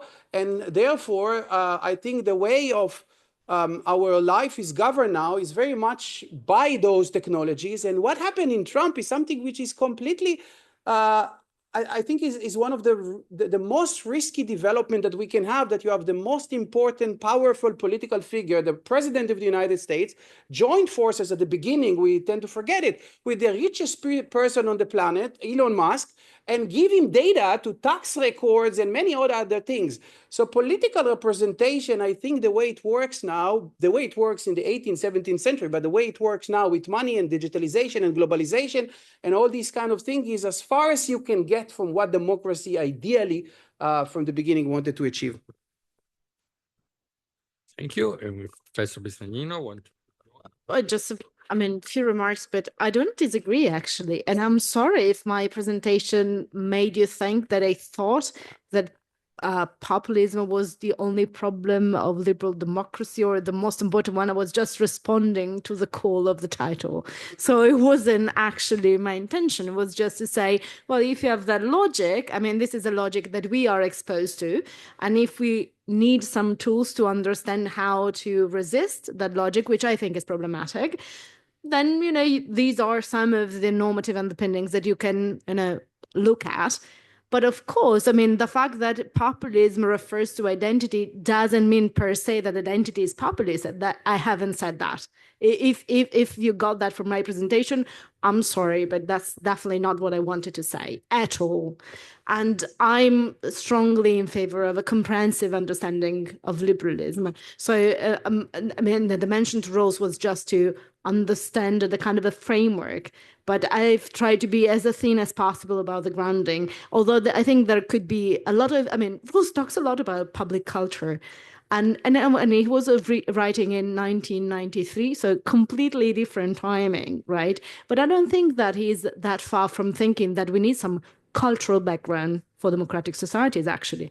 Anyway, with respect to parties, so I don't know, it's a very difficult question, but I kind of agree. And I think that another point that I think, again, we agree to is that one of the problems about liberal democracies today is that you called it a glue. I would call it, from my perspective, community. So that's the point, I think, in the sense that in contemporary liberal democracies, there is not anymore a sense of belonging. And I think that one of the reasons is because, well, what we are saying, so the scale of democracies are so big that we are, you know, missing the link of what it means to be with each other. And I mean, I don't want to go back to Tocqueville, but I might, in the sense that Tocqueville told us something about the fact that, you know, democracy works well in small circles.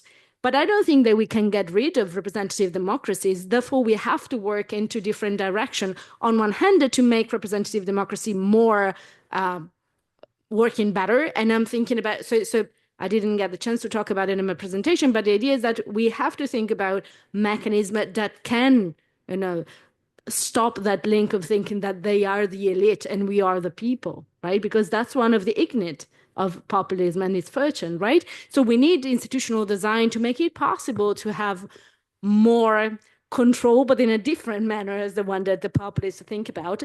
But then also we need to have more possibilities for small communities to you know, do something for themselves. So I mean, townships was I mean, that was what Tocqueville had in mind, and Hannah Arendt also. But today we're talking about, of course, mini publics and, you know, whatever you name it. I mean, participatory forums. They kind of work, and they are very important, right? Because I think they get us back into that mood of community. And you talked about the relation between politics and economics and money. I totally agree with that. But I think that there is another point that is very important with respect to this matter, is social fragmentation. I mean, we are living in the most divided society ever, with, you know, segregated communities within our countries. This is a big problem. In how are we, I mean, if we want to move forward that Schmittian idea of the friend-enemy distinction, it would be impossible if we are not talking to each other, if we are not living with each other, if we don't see that in the end we can still have some common ground to talk each other to. So I think that, not sure whether that answers the political party part, but, you know, they are the offerings of political theory. So I can say, you know, we have very little to say about that from our discipline. Yeah. Yeah, please, Giacomo. Yeah. Concise. Well, you have mentioned Liav, money and politics. I think that one of the most momentous judgments of the Supreme Court of the United States in the last, I think it's it was the judgment with the farthest reaching implications from the U.S. Supreme Court in the last 30 years, possibly, because it opened up, let's say, the political process for big money with virtually no constraints, and we are now witnessing a number of, let's say, direct and indirect effects of it. I also agree with regard to technology, which has significantly changed the way politics is made on the rank and file. So I know personally some figures who are involved in political parties, and basically the most important figure within the local branch of the party is the social media manager, who with some approximation is able to, let's say, detect the feelings of a quite high percentage of party voters in that area, which is quite troubling. So they have showed me how this works, and this has entirely changed the way of conducting politics. And with regard to what Professor Pizzetti was saying, so in fact, the crisis of constitutional democracy is a crisis that takes place in destructured or semi-destructured political systems. So Italy used to be the most visible case. So if you think, for instance, of the past parliamentary term, 2018 to 2022, so the emergence of the five-star movement as the strongest party in the country, with more than 150 members of parliament leaving the parliamentary group of the five-star movement over the course of the parliamentary term. But so Italy is just one example. In fact, if you focus on France, things are not so different. And well, Germany is the United Kingdom as well, also because of the implications of the Brexit. And so Germany may be different, but it's different of quantity rather than quality in my perception. And all of this is relevant for the way constitutional democracies function. Because, let's say, this is part of the prerequisites for the way we used to think. So constitutional law may struggle to be at pace with social change and political change. So the way we used to think of constitutional democracies in the West. Thank you. Are there, yeah, please. I don't know if probably the mic will be needed.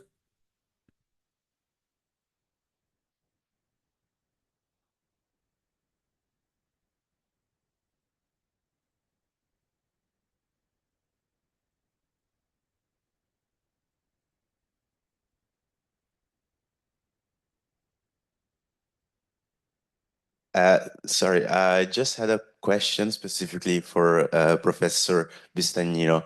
When speaking of right-wing populism and defining the key features, you said that there is a clear attempt in trying to define what is the us and what is the they.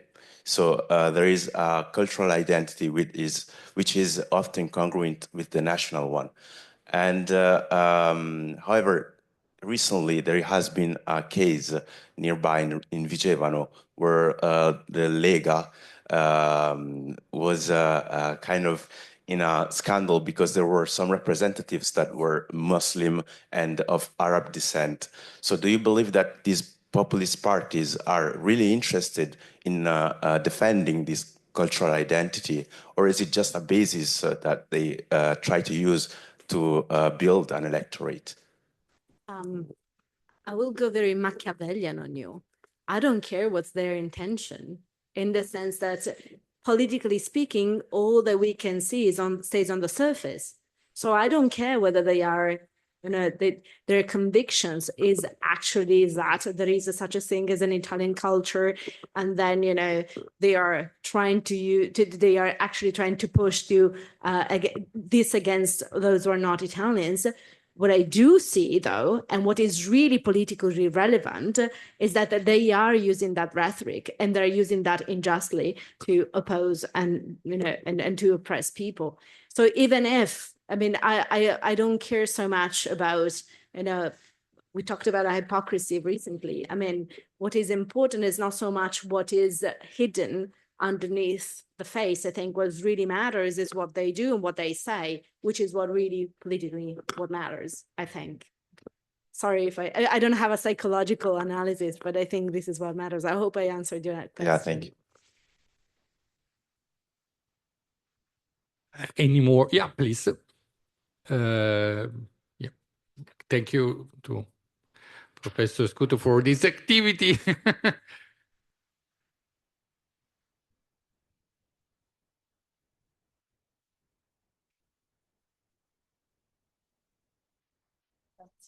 Thank you. I specifically wanted to ask a question to Professor Orgad regarding something you said during your speech.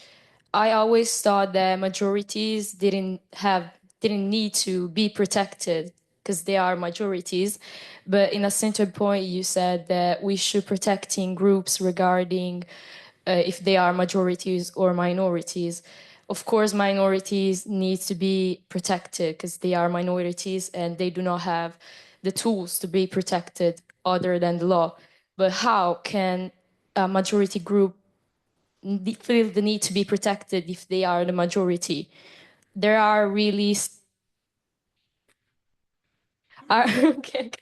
Are there some real dangers for majorities? Shall I? Wonderful, thank you. I wrote a whole book about it, so I try to be brief. The liberal theory and international human rights law basically says that the majority can take care of itself. So the majority needs no protection because, well, it's the majority. So the democracy is by definition a majoritarian regime. And therefore what we need, and this is all from the beginning had been the design of democracy, is to protect the minority against the tyranny of the majority, right? This is why we have judicial review, we have federalism, we have constitutionalism, we have minority rights, and so forth. And I am perfectly okay with that. I am not promoting, I'm also not promoting defending of majorities in the sense of the ethnic-religious and other things that are completely not. There are cases that I bring in the book where majorities become more needy. One of them is the case of migration. I call it diminishing majorities, where the majorities become the minorities.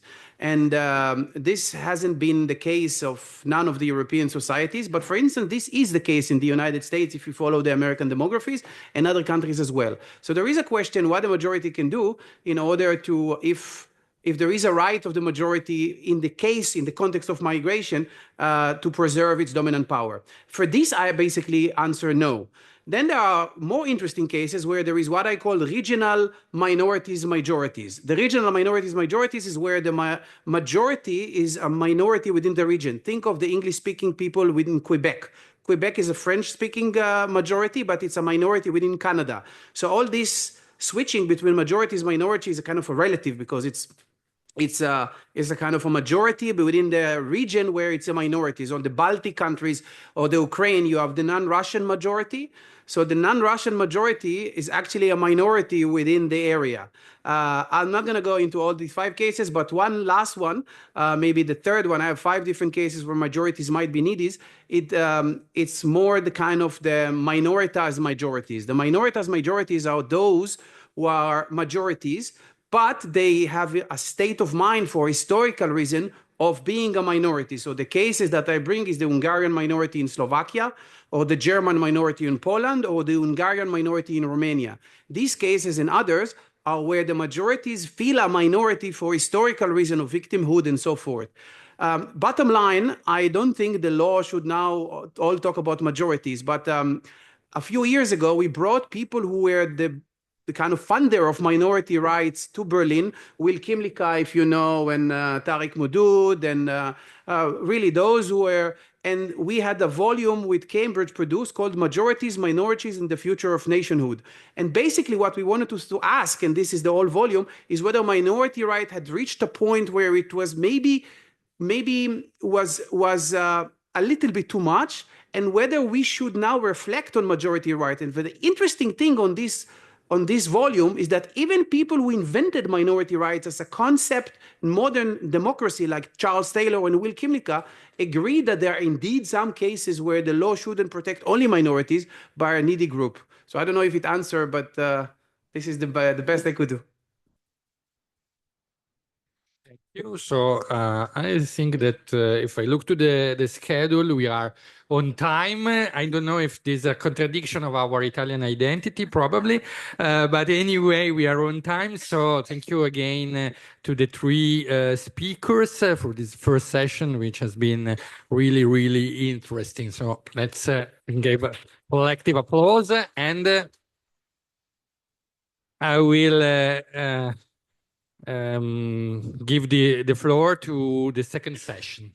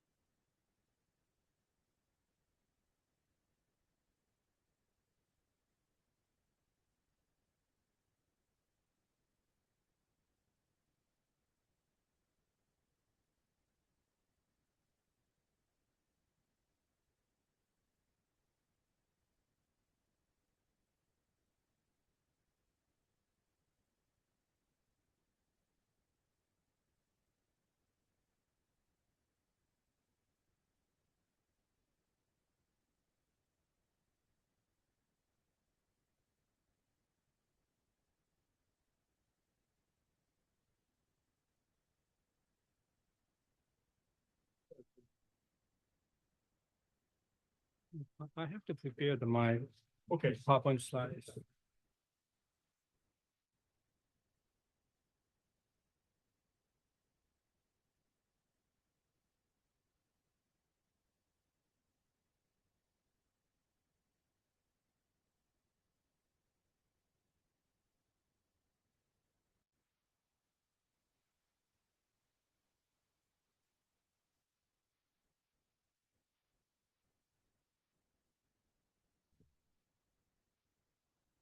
Good afternoon. This is the second session.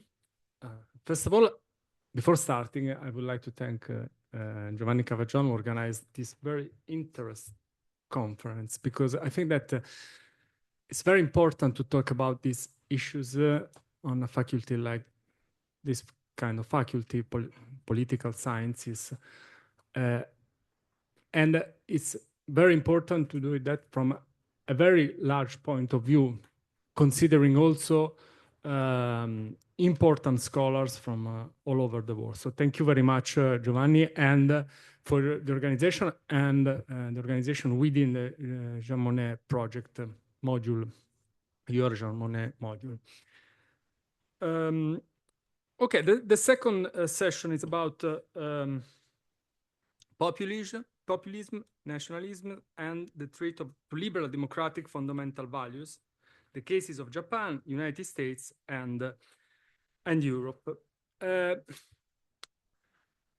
think, I mean, it's clear we are talking about crisis of democracy.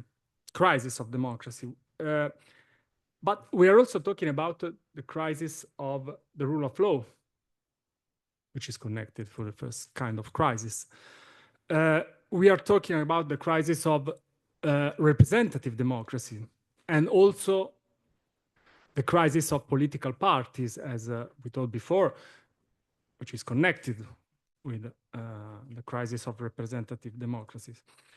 And I think also, in particular, in considering Europe, there we are that we should talk about the crisis of European welfare state model. The welfare state was one of the most important achievements of the European member states' constitutions after World War II. And this kind of crisis has an impact on the crisis of democracy. So I think it's important to underline this matter.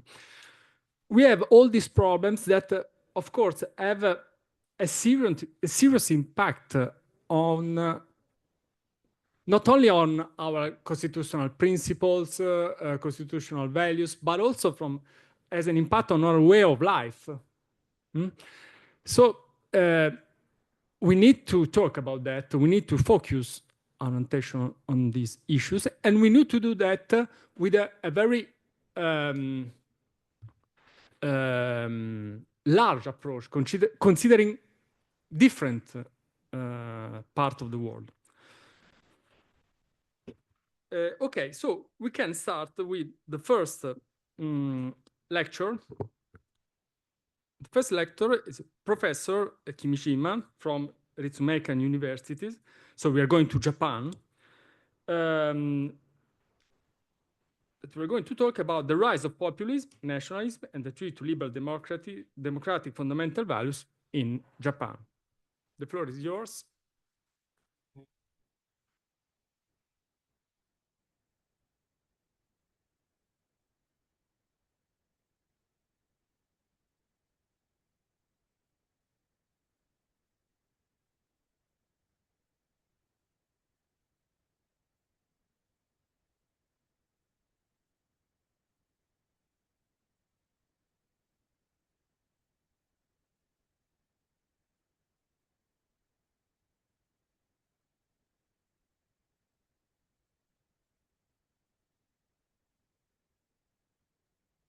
Okay, thank you very much.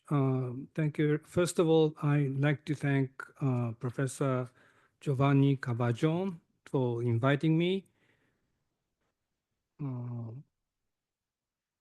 Well, my specialty is constitutional law and peace studies, and particularly my expertise is about constitutional pacifism, peace principle from the Constitution, and also the peace studies. So the thinking about populism is not really my field, but this is a very good chance for me to think about populism in the context of Japan and globally. And particularly, well, when I prepared this presentation, I think the election result of the national election 3 months ago in Japan, Prime Minister Sanae Takaichi's landslide victory, it's a phenomenon. And how we can see, and I think this landslide victory can be explained by maybe populism. So the title of my talk today is Sanae Takaichi a right-wing populist? Explaining her election victory and policy agenda. Okay, I will explain the election result and also the party politics in Japan briefly, and what happened in the election, general election in February 3 months ago. And also I mentioned the typical right-wing populist party, Sanseito. It's a very typical populist political party. So I will mention this political party and also my interpretation of the Takaichi's victory, and also how to respond, our strategy. Okay, please look at this chart. This is the election result of 2 years ago. So the Japanese Diet, the parliament, National Assembly parliament is called Diet, and Diet is made of 2 houses, House of Representatives, it's a lower house, it's a bigger one, and also the House of Councillors, it's an upper house, smaller one. And under the former Prime Minister Ishiba, there was an election in 2014, October, and LDP could not win majority. LDP lost the election. At that time, the government, it's a coalition government. Coalition government was made of the LDP, Liberal Democratic Party. This is a long-time conservative party in Japan. And also Komeito. Komeito is originally it is relatively old party and made from a Buddhist organizations, Soka Gakkai, basically. So they formed a coalition government for a long time, 26 years. And they formed the government and they could not win the majority. And the major opposition party is a Constitutional Democratic Party. And also there is a Japan Innovation Party. It's a kind of the right-wing populist party. And also, well, there are a small number of Communist Party members, and you see Reiwa Shinsengumi. It's a strange name, but this is a left-wing populist party, I think, probably. And this is a result. And Prime Minister Ishiba was under strong criticism within the party, within LDP. And the upper house, the Japanese upper house, well, the lower house has 416 seats, 416 seats in total. And the upper house, 248 seats. It's smaller. And the term is, lower house, the term is 4 years with this dissolution, the possibility of the dissolution. The upper house is 6 years term. And last year's upper house election, under Prime Minister Ishiba, again, the LDP ruling party, ruling coalition lost. So ruling party is 122 and the opposition 126. And please look at this part. 15 seats were gained by Sansei-to.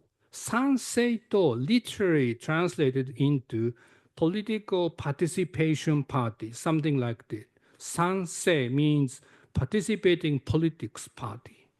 And it is a right-wing, well, I'd say it's a right-wing populist party.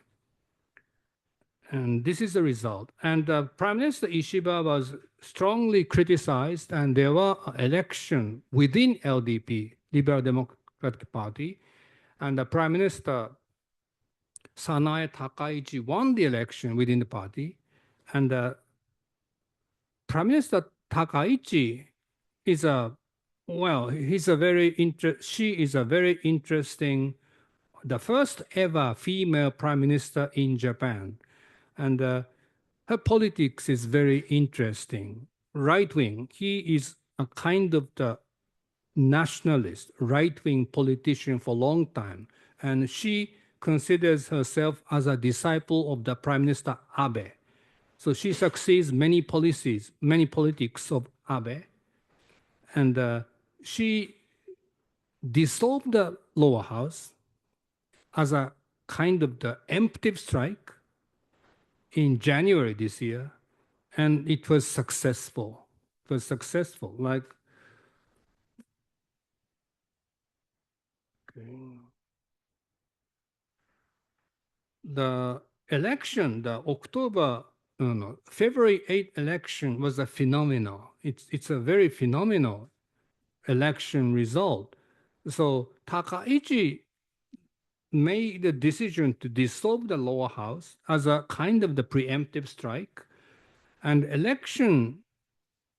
before the election, she made a press conference. And in that press conference, she presented herself. This is a vote for confidence to her leadership. And people think that this election, Japan is in a parliamentary system, not a presidential system. The largest political party designate the prime minister. But Prime Minister Takaichi present this election as a kind of the presidential election. Do you support me or not? That kind of rhetoric was made to the president. And that was also the election slogan was make Japan strong and prosperous. Well, sounds like a MAGA. Yeah. And this election strategy was successful, extremely successful. And she won, really won. So the result is that LDP, Liberal Democratic Party, got 316. And when the Prime Minister Takaichi was elected as the president of LDP, Komeito left the coalition government. For Komeito, Prime Minister Takaichi was too conservative to work with. So Komeito left, and Prime Minister Ms. Takaichi made a coalition with Japan Innovation Party. Japan Innovation Party is an Osaka-based smaller party, relatively new party, and they are, many people think it's a right-wing populist party. And they made a coalition. So ruling party has 352 out of 465. It's a more than two-thirds majority. This is an absolute overwhelming majority ever LDP had. And Constitutional Democratic Party and the Komeito created suddenly centrist reform alliance. And it looks like a good policy, but they lost the election. So tragically lost the election. So Sanseito, which had a very popular populist party, in 2025 upper house election, but Sanseito could not get a votes as expected. So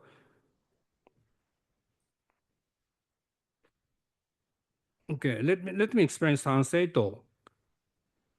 Well, Sanseito was relatively new, founded in 2020 by Sohei Kamiya. This is Sohei Kamiya, and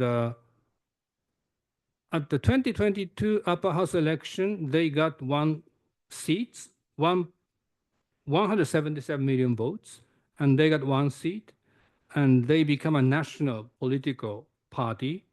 And Sanseito's policies, their arguments are very interesting. So they present themselves as a pure people versus corrupt elite. So they present themselves pure people, so they are environmentalists, actually, anti-vaccine and environmentalist, really. And one of the slogans is the Japanese first, Japanese first. And they criticize the globalism. And also, they think protection of Japanese tradition is very important, including the emperor system. And their style of the election is a digital mobilization. They use the social media very much, and their victories based on the social media success, basically. And also, there is a nature, very strong nature of the direct democracy rhetoric. So they are promoting the participatory democracy. So their English translation of the political party's name is do it yourself. So make the political party from the beginning. So the ordinary lay citizens make the political party and go to the election and won. So this is a very, this is a very typical, right-wing political populist party, I think. And they were very successful in the 2025 election, at the upper house election, but not so successful at the lower house election this year, because many votes which went to the Sanseito returned to the LDP because of Takaichi. Takaichi regained the votes which went to the Sanseito to the LDP.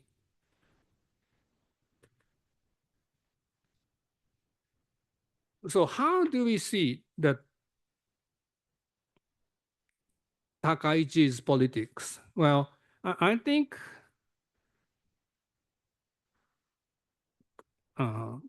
there is a researcher at LSE called Kurillo, Boftam Kurillo, and her analysis is very interesting.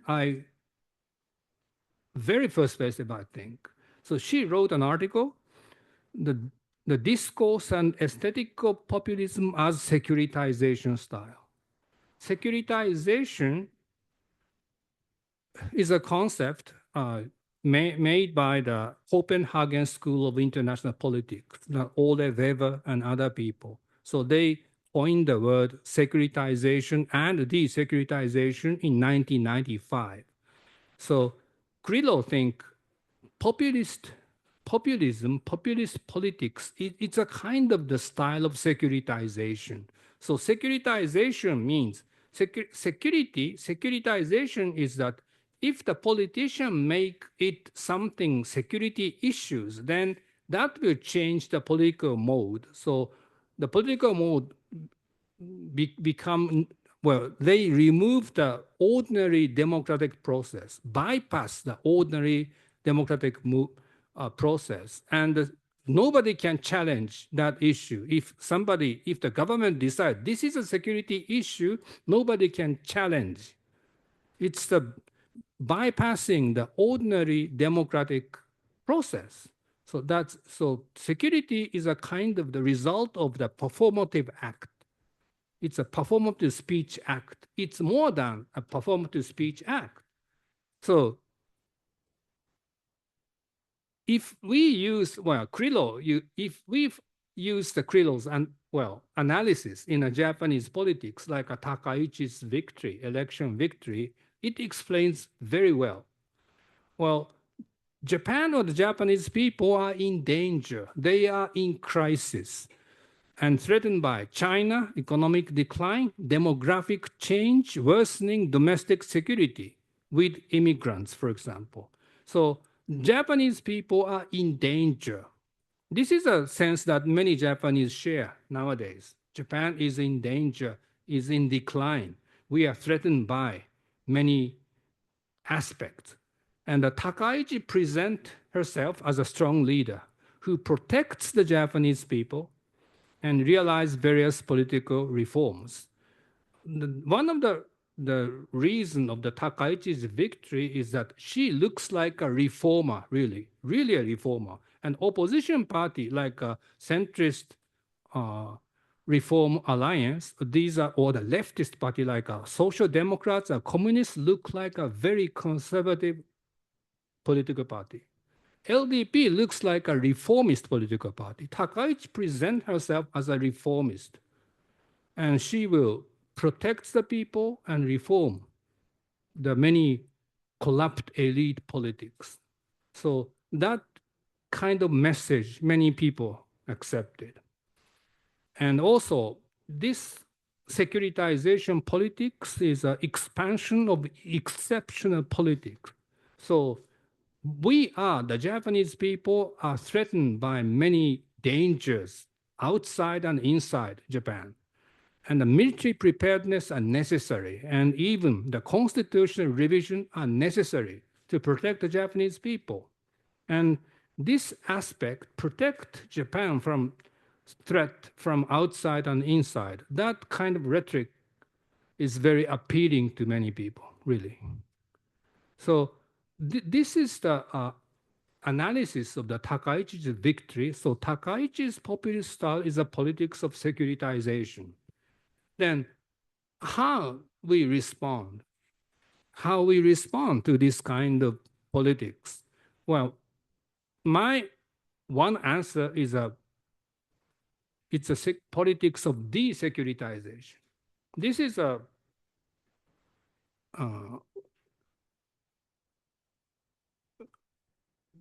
another researcher at the University of Copenhagen, Lene Hansen, wrote an interesting article, Reconstructing Desecuritization, the normative political in the Copenhagen School and directions for how to apply it. This is very suggestive. She presents a strategy on the politics of desecuritization, how to respond, how to de-securitize these things. And she mentioned 4 strategies: stabilization, replacement, rearticulation, and silencing. It's a very abstract. So we can expand this, her presentation, stabilization, so make the conflict in a stabilized way, or replaced with other issues, or rearticulation, change the nature, and silencing is a kind of a shelving, do not tackle this issue. So I think I'm still thinking about what kind of strategy can we have in Japan, desecuritization. So this is suggestive, I think, Lene Hansen's idea. And the other strategy, my strategy to the populist style of Takaichi's politics, it's a multi-track diplomacy. Okay, people, ordinary citizens' actions are important. And in that sense, the diplomacy is a professionals. Many people think diplomacy is for the professional diplomats, official diplomats, but not only the official diplomats, but other actors, including ordinary citizens, are actors of diplomacy. They can work for the desecuritization. So civil society actors are important. So I think that is another strategy for the desecuritization, I think. Well, this is not, I'm still thinking about this topic, and I hope if my presentation is a little helpful for your understanding, I'm very glad. So thank you very much.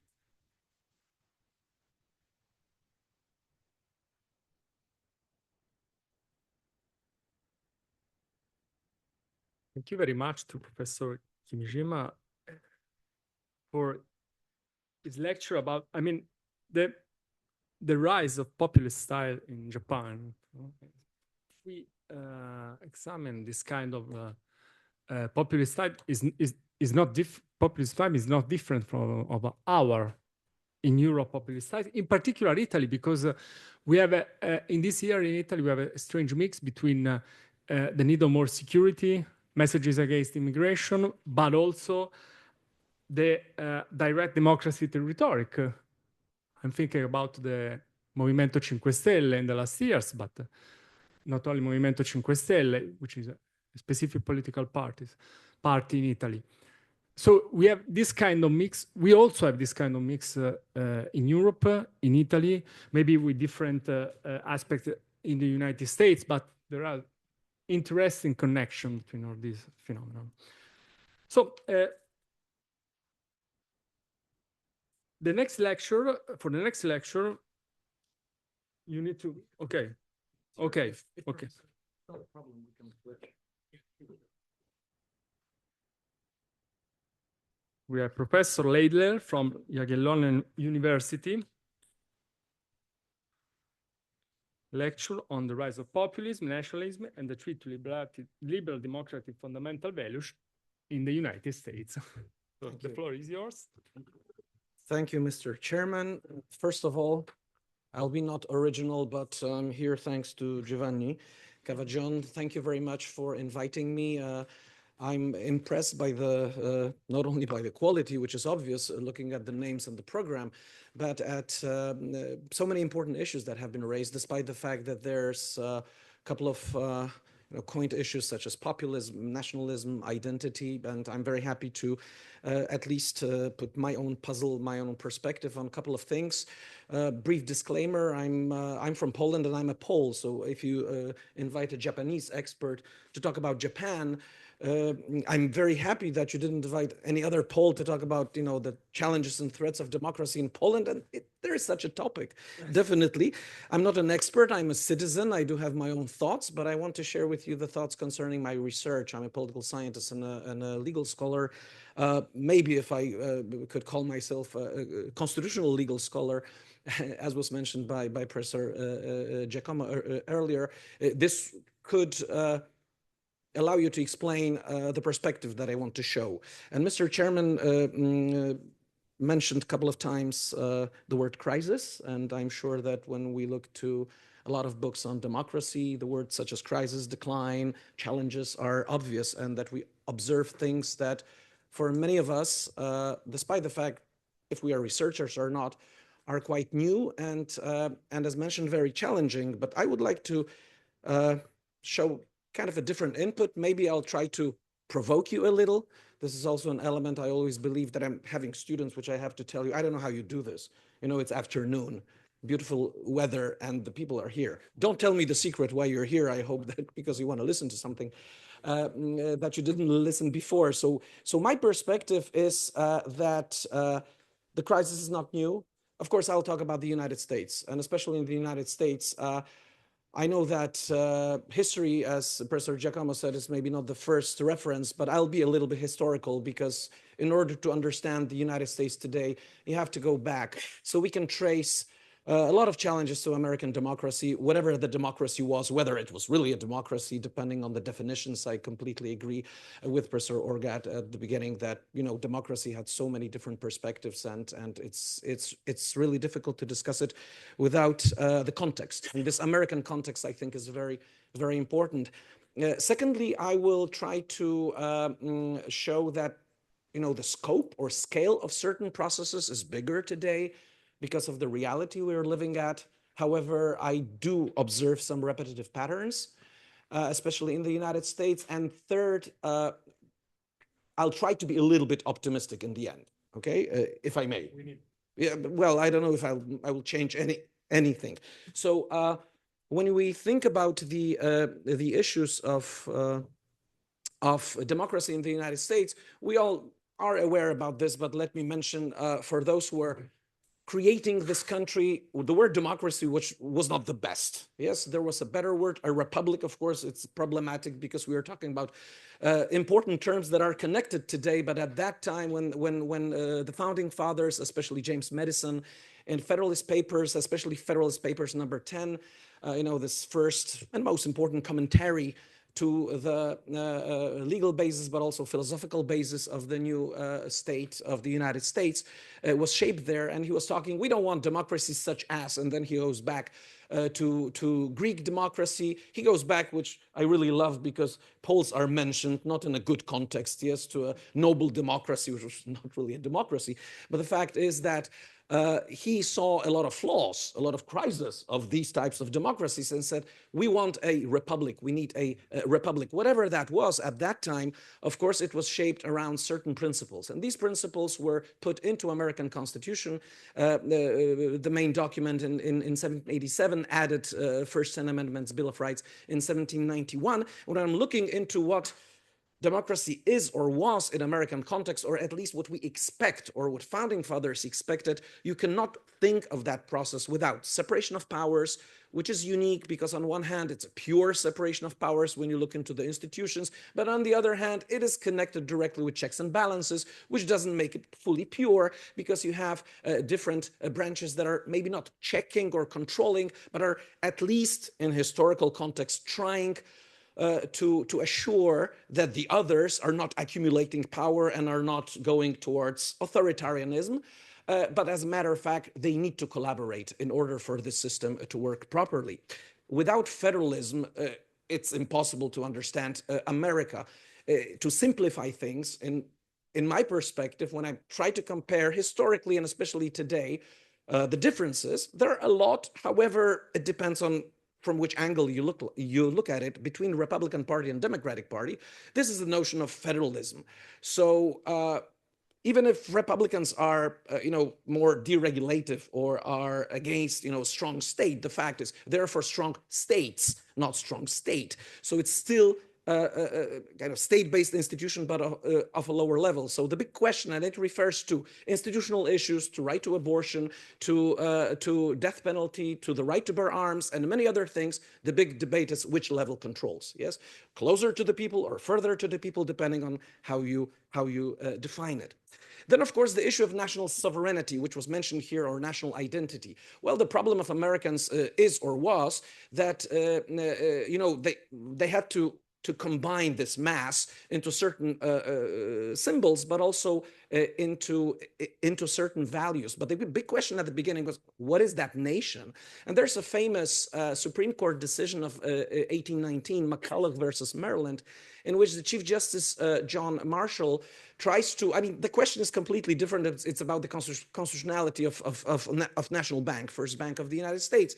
But he sees the tensions. He sees that since the beginning of American statehood, and this is 1819, and of course later, still that tension was in the background of the biggest conflicts in the United States, that states read the most famous, with all due respect to Italian, Polish, and other preambles of constitutions, the most famous, the first preamble of modern constitution, we the people of the United States. This is how states were historically reading it. And when you look into different areas of the United States, some of them still believe it's the United States. Whereas Marshall says, no, the idea of the Constitution, the idea of federalist government is we the people of the United States. The word united makes a difference. They never resigned of states, and that's great, but still the states have been united. So the notion of federalism and national sovereignty from the very beginning has tried to also be institutionalized by the judiciary. And of course, the supremacy clause, the whole idea, you talked about the rule of law. Yes, the Constitution is the highest law of the land. Of course, we do have one of the biggest challenges for constitutional legal scholars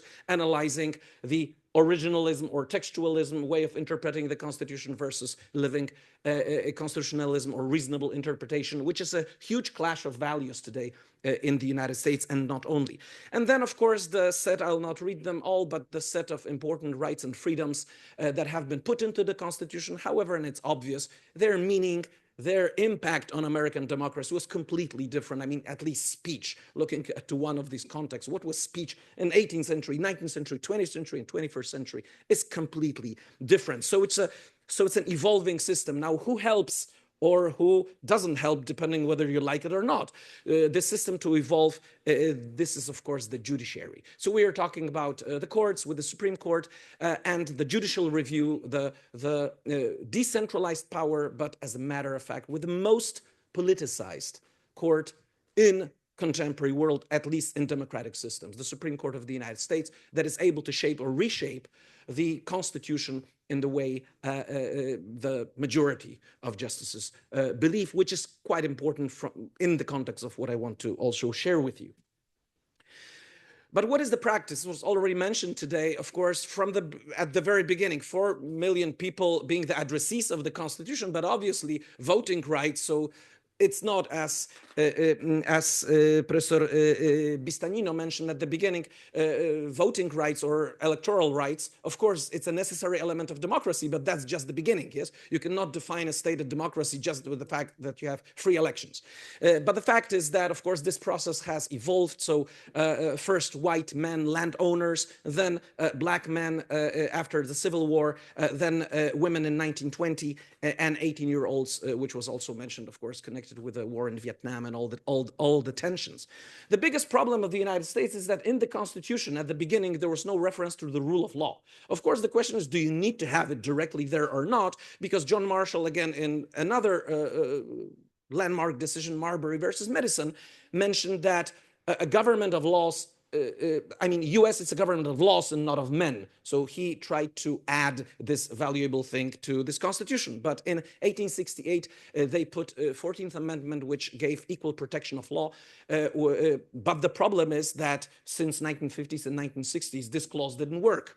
So you had equality, but you, for example, had racial segregation, which was strengthened by the Supreme Court decision in 1896, which said everyone is equal, but they may be segregated or separated. Historically, unfortunately understood, but today very awkward to the meaning of democracy. How can everyone be equal, but in public spaces, they're divided? That was the reality till the Civil Rights Act and Voting Rights Act. And of course, one of the challenges today, still in the process of being amended, the Equal Rights Amendment, referring to the gender issues. And of course, the problem of the changing character of various freedoms, which also told us a little bit about the scope of democracy. But I'm very glad that Professor Kimijima mentioned securitization and the whole process, which in the United States is a core, it's an identity of today's country. Since 1940s, I can say it from the perspective of research. Of course, if you ask me for proof, I will not give you full proof, because full proof means I would need to show you how the courts did it, how presidents did it, or how Congress did that. But the fact is, it's a permanent securitization process. National security paradigm has defined not only foreign policy in the Cold War era, which we understand today, especially from Polish perspective, but also it had a huge impact on domestic policies. And the majority of efforts of presidents or Congresses to limit the powers of the people were justified by the courts by reference to national security. There's only one, to give you one case study, there was only one Supreme Court decision which limited the surveillance powers of American government post 9/11 era. Okay? There was a big debate about Patriot Act, a big debate of post-Snowden era, only one decision, and it was minimal, yes? So the system is protecting this. And in that context, if you have system-backed securitization, the question is, how can you, what chances do you have in order to preserve these rights? And one of the biggest challenges, I think, of the mankind, but American case study is the best to show it, that we agree in difficult times, especially in post 9/11 era, to give a little bit of our freedoms. Yes, this is this old tension, freedom versus security. But the problem is that the promise is that we will get back these freedoms, and people either forget about this or the government tends to create a new state of emergency. So my notion here is that since 1940s, the US is in a permanent state of emergency. Today, post-war on terror or still war on terror, COVID, or any other reference in that context. And of course, the problem of separation of powers and checks and balances. Okay, the whole idea, theoretically, was to equalize the chances that you have three branches. But Montesquieu wrote, the third branch, judiciary, it's almost next to nothing, quoted by Alexander Hamilton in Federalist 78, which at the beginning gave this kind of race towards who's the leader, better position for Congress and the president. So this system has never been balanced. Maybe this is like with, maybe this is like with the universities. We are all trying to strengthen the quality of teaching, but we'll never be perfect. So it's a process. Maybe the same thing is with democracies. Okay, you try to go in a certain direction, you try to balance, but the system was never balanced. At the beginning, stronger Congress, later stronger presidents. But in my opinion, and that's my problem, I know, this branch that had almost no tools at the beginning, with judicial review, especially active judicial review, especially in 20th century and 21st century, is now the leader, or has a potential to be the leader, because that system is not stable. So this is only a graph, but as a matter of fact, you have strong presidents or strong Congresses, also because the court allowed for this. Okay, this is about populism. I have to also make a disclaimer. I'm not an expert on populism. However, if I want to be an expert on the United States, obviously, you need to refer to different moments in history where you have elements of populism, yes, as understood today. So again, it's a big package. You can imagine we are in a vehicle of time, traveling through the 200 or more years, but stopping just for a second, to drop, to look how it looks like, and then go further, because we don't have time to talk in depth about these issues. The first president that, maybe it's difficult to call him a populist president, but he was a president from the people, and he built his image as president from the people, Andrew Jackson. And his whole fight with the Bank of the National Bank of the United States, second bank, was also, an anti-elitist. So we can say that it's an element of populism that we understand today. There was even a populist party in the late 19th century in the United States. They supported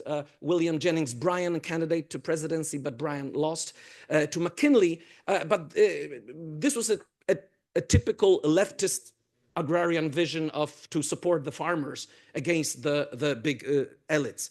Then during the progressive era, progressivists did not have direct populist ideas. However, when you look historically, at least 3 out of 4 constitutional amendments that were implemented at the time referred to issues that were likely to be within the area of populist way of thinking. Yes, you expanded the right to vote to women. You gave the right of the people to directly vote on for senators, and also the income tax was introduced.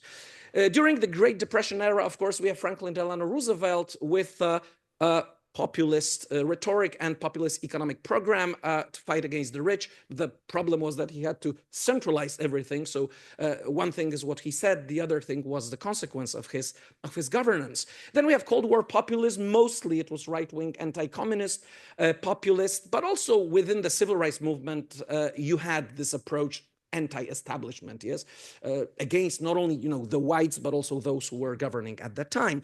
And then, of course, you have more modern examples, the Tea Party example, the ideas of limited government, less government spending, lower taxes, attacking Barack Obama during his presidency. And in post-2015, 2016, you have a new era. I call it in a very simple way, and I'll show it in a minute, one more slide, because Giovanni wanted me to talk also about national identities and nationalism. So very briefly, again, we go back and we can observe that here that is even stronger. Not only because Americans needed it, but because the notion of exceptionalism, the notion of manifest destiny, it's a chosen nation, the nation that at that time did not have plans to rule the world, but the whole idea behind isolationism was Europe take hands of America, and then they expanded to take hands of Americas. So definitely, whatever isolationism there was in history of the United States, it was never pure isolationism. Yes, it's like you want to be a restraintist, but not making a decision in a case also is a way of being active. In that meaning, being isolationist, you also have your own purposes to do, and the whole 19th century shows that. Yes, the idea of war with Great Britain, which was probably not the best idea, but the consequence of this was very nationalist. Yes, they had their own, their new national anthem. This anti-British sentiment helped the president to strengthen the unity of the country. Of course, the Civil War, it's an obvious example how unification helps the country to survive. And then you have expansionism and nativism at the verge of 19th and 20th century. First, strong anti-immigrant sentiments that we can observe also today. Yes, the Act of 1925 is the best example of this. Then you have interventionism, so at least they're official. Yes, now we go to Central America, then to Latin America, then to Europe. And of course, the modern post-9/11 nationalism, you know, with the T-shirts, United We Stand. It doesn't matter that just before 9/11, George W. Bush was not the best president, but we need to be united in that context. And now we have Trumpism, yes, with America First, with the whole MAGA movement, and a strong national identity. Okay, when you look into campaign of 2016, of course, it was not Donald Trump against Bernie Sanders. It was Donald Trump against Hillary Clinton. But without Bernie Sanders, this campaign could be different. You know, you had right wing and left wing populism observed in kind of the same reference but completely different ideas. And Sanders, many scholars tend to believe that if not the way of picking super delegates in the Democratic Party, Sanders could have had more chances, and then we would have quite unique rivalry between right wing and left wing populists. Yes, that could be interesting. And obviously both white and not the youngest men. So obviously the experts today showed us what were the roots of the populism that is this rise in the topic of the conference. Economic situation, yes, the crisis, post-2008 crisis definitely makes people unhappy, yes, unemployment rate and other challenges. So they're looking for an enemy, yes. Maybe historically we can say Hoover maybe was not the worst president ever, but he was not in the best moment to be the president. So he lost in 1932. We have this anti-establishment sentiment. We have the drain the swamp idea, trade as a key issue, which has been used at that time, but also is used today by Trump. Not the first one. McKinley was mentioned today. He was the first to use trade in that context. Nativism, anti-immigration approach, and the problem with trust and distrust, a huge distrust. Compared historically, the distrust that was in the 1970s and post-Watergate and post-scandals was quite similar. And we observed the polarization. So it's not very unusual to call the momentum that we have a Donald Trump era. It refers to the title of the book that will be published later this year by me and my colleagues, Testing Democracy in Donald Trump Era. The Donald Trump era is not only the moment when Trump comes to force, but also when he is in the opposition in the United States, but having huge impact on what's happening in the United States. And I think you know it because you are observers, yes? You are the part of the commenting and observing society, very well-informed society, how Donald Trump has used that. So the issue of voter fraud, stolen elections, criticism of political judges. I mean, both parties criticize judges that are political, and they're both right because judges are political. But of course, we have our judges and their judges. So Trump always referred to Obama's judges, for example. The issue of restricting immigration, protectionist trade, deregulation, and working class versus the elites. Yes, that's the background. That's the theory around which other issues are built. No time to discuss the whole policy of Donald Trump and the MAGA movement, but we have the idea of unilateral foreign policy, the paradigm that is still there, all immigration policies via executive orders, via proclamations, strict border control, and even if he didn't build the wall, the whole rhetoric, of course, is within the securitization issue. And last but not least, growth of presidential powers. Not for the first time, but you mentioned Trump versus United States. I think it's a key moment, very important, not only for the future, but also for today. What I want to also say is that Donald Trump, in my opinion, accidentally, he didn't come to force because of this, but he finishes the conservative revolution of Ronald Reagan. Reagan was, in that context, ideologist, although he was very pragmatic, but he came to force saying, yes, we will have courts that are ours, that read Constitution as the text goes, that bring back the values to our type of democracy. Donald Trump did that mainly because of his impact on 3 important appointments to the Supreme Court. Reagan missed one in that context, but Trump succeeded, and now the court 6-3 is very conservative for decades to come. Okay, the last element in the topic of that conference and my presentation, what kind of threats to democracy we can observe here today. Okay, so first of all, if the idea is to have checks and balances, the question is, where's the presidency today? So we have a lot of theories there: state secrets doctrine, national security paradigm, unilateral executive theory. Of course, when you use them in a proper way, you have a chance to limit the impact of other branches. And then you go towards authoritarianism. And of course, Trump is on a good way of at least trying to do that. Then you have unlimited judicial review. I think you both mentioned that Trump, United States, is one of the worst in that context. I would add to this Bush v. Gore, for different reasons, but also, in my opinion, unlimited judicial review. Definitely, it's a very activist court, because if the court is not activist, then other branches are governing. But if the court says not only what the law is, but also what politics is, then of course it's a huge challenge. One of the theories is that you are as strong as your friends or enemies are weak. So maybe the situation is, one option, that weak Congress is a help for Trump to decline the character of American democracy. But the second may be that the strong Supreme Court, because it's so highly politicized, and we have process of judicialization of politics in the United States.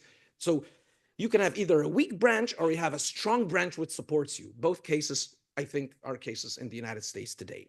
Then you have certain processes, some of them I already mentioned, the first two, politicization and judicialization. But there's also a process which I'm trying to analyze in my recent research, which I call constitutionalization of politics. So what we observe today, I think in all of the countries mentioned, I don't know much about Japan, but you will tell me later, that we have a process that non-judicial actors or non-traditional actors, constitutional courts, constitutional tribunals, courts, are reviewing the Constitution and telling us what the Constitution means. So either others are doing it and they don't care what is within the theory, or they just believe that they have power to interpret the Constitution. And Trump definitely is not the first, but he definitely believes that he has a power to say what the Constitution means. He even does it in State of Union 3 or 4 times. And maybe not very popular here, what I want to say, but I think the limitation of the scope of right and freedom, so looking at the history of the United States, is a natural process. So the conclusion is mostly provocative, because I love the students to look into all of the perspectives and to build critical thinking. It's not about knowledge, it's not about dates and names. It's about understanding, or at least trying to understand what others have to say. So I'm trying to show here a contradictory approach. On one hand, we have in the United States today a threat to democracy because of active involvement in the process of constitutional interpretation of the president and very active Supreme Court. We have also huge impact, which is also legal but also political, of the theories which are legitimizing strong president and strong presidency, with Trump, the United States, having a huge potential. For Trump, I don't want to say this, but you know what I mean, to simplify it, to do almost anything in the context that he's a president and he has an immunity. But, and the but is my final here reference. What are the optimistic issues, or at least kind of a centrist approach here? First of all, Trump is not an ideologist. He believes in certain things, but mostly in things that are good for him. So in that context, and again, this is not a research statement, but it's a hope of a citizen that maybe until the game goes this way, that he's thinking of his personal interests, we don't have a fully institutionalized attack on the system. He uses the system as he wants in business matters and in political matters. Of course, disputable. Then, historically, unfortunately, he's not the first. So he has great predecessors who did a lot of things. Why didn't we know it? Not only because we're not there, but because we were not well informed, because whatever the presidents did was behind the curtain in the Oval Office, or after a while in scandals or affairs, thanks to the press and freedom of speech, we realized what that was. The good news, and that's optimism, and that's the way my mentor always tells me. I remember 2004 when I was writing a PhD on the Attorney General of the United States, trying to prove that there's a clash of law and politics. So, I mean, on one hand, you are loyal to the president because you're appointed by the president. On the other, you have to be loyal to the law. How come you do this? Surprisingly or not, we have the same thing in Poland, a great case study. But I was writing this, and then the final kind of idea was, I mean, it's bad. But then he says, you see, but the system has survived more than 200 years. So don't worry, they will always survive. Optimistic thing is that if they survive January 6, 2021, which was really, compared to history, a very unprecedented, unique thing, there is a chance, I don't know, don't ask me when and in how many years, that this democracy or whatever type of democracy will survive. And the last provocative thought, there are a lot of people in the United States who believe that Donald Trump is restoring democracy. I understand democracy completely understood in different perspective, but I have met these people, I have spoken to these people, and they believe that the democracy which is nativist, the democracy which has an anti-immigrant sentiment, the democracy with America first approach is what they really want. They don't often say it officially, but they go and vote in the booth. And that is also a big challenge that we need to discuss. I'm sorry if it was too long. I hope not. Thank you very much.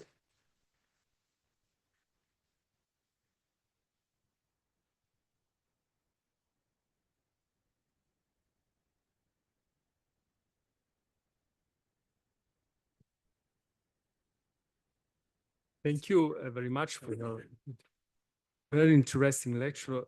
We could say, I mean, populism across USA history, something like that. It's very, very interesting.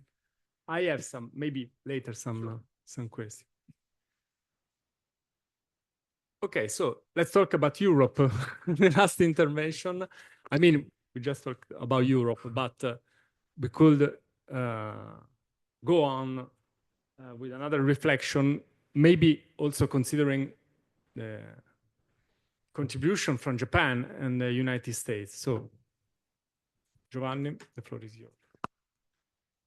Thank you to Professor Scuto. Thank you for, first of all, I want to thank all the speakers for today and all the chairs for the different panels.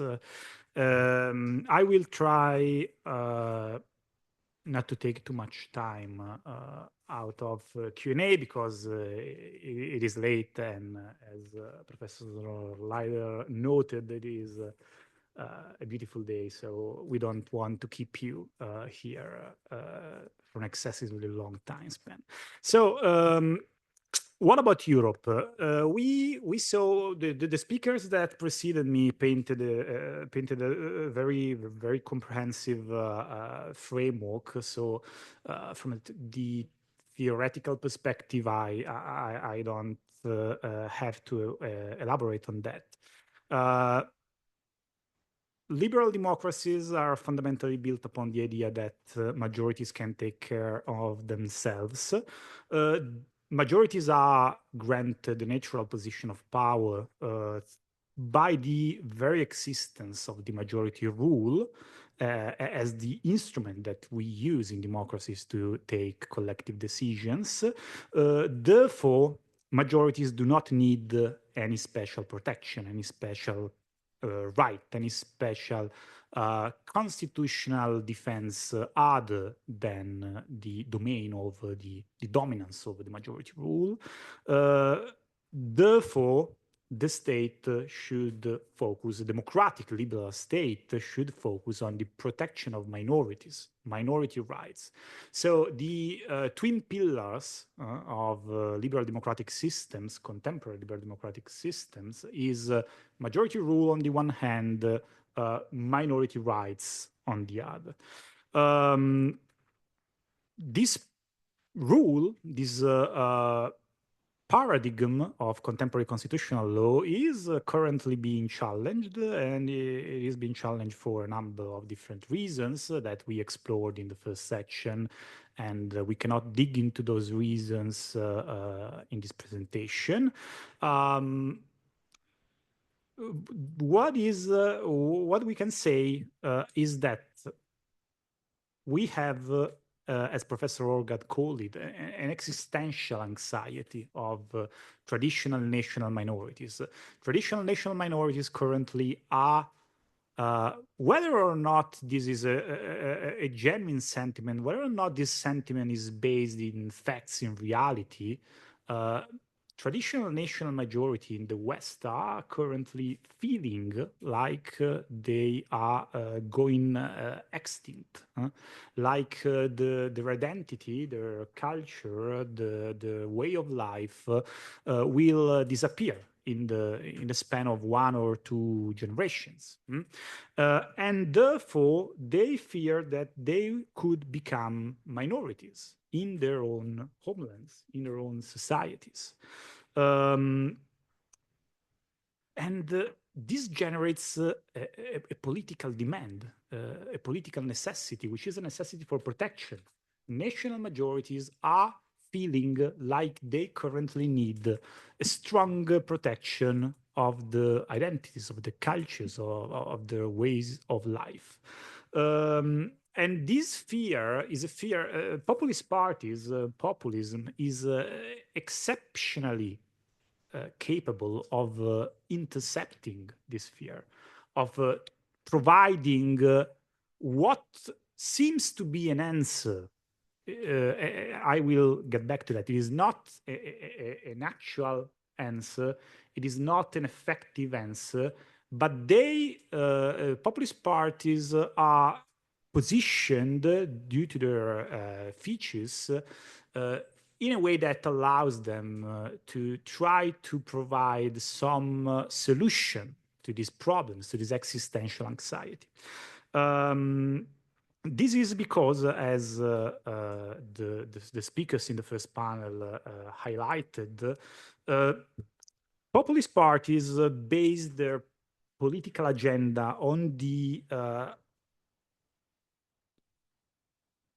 on a sense of belonging that divides the similars from the different, that divides friends from enemies, that divides we from them.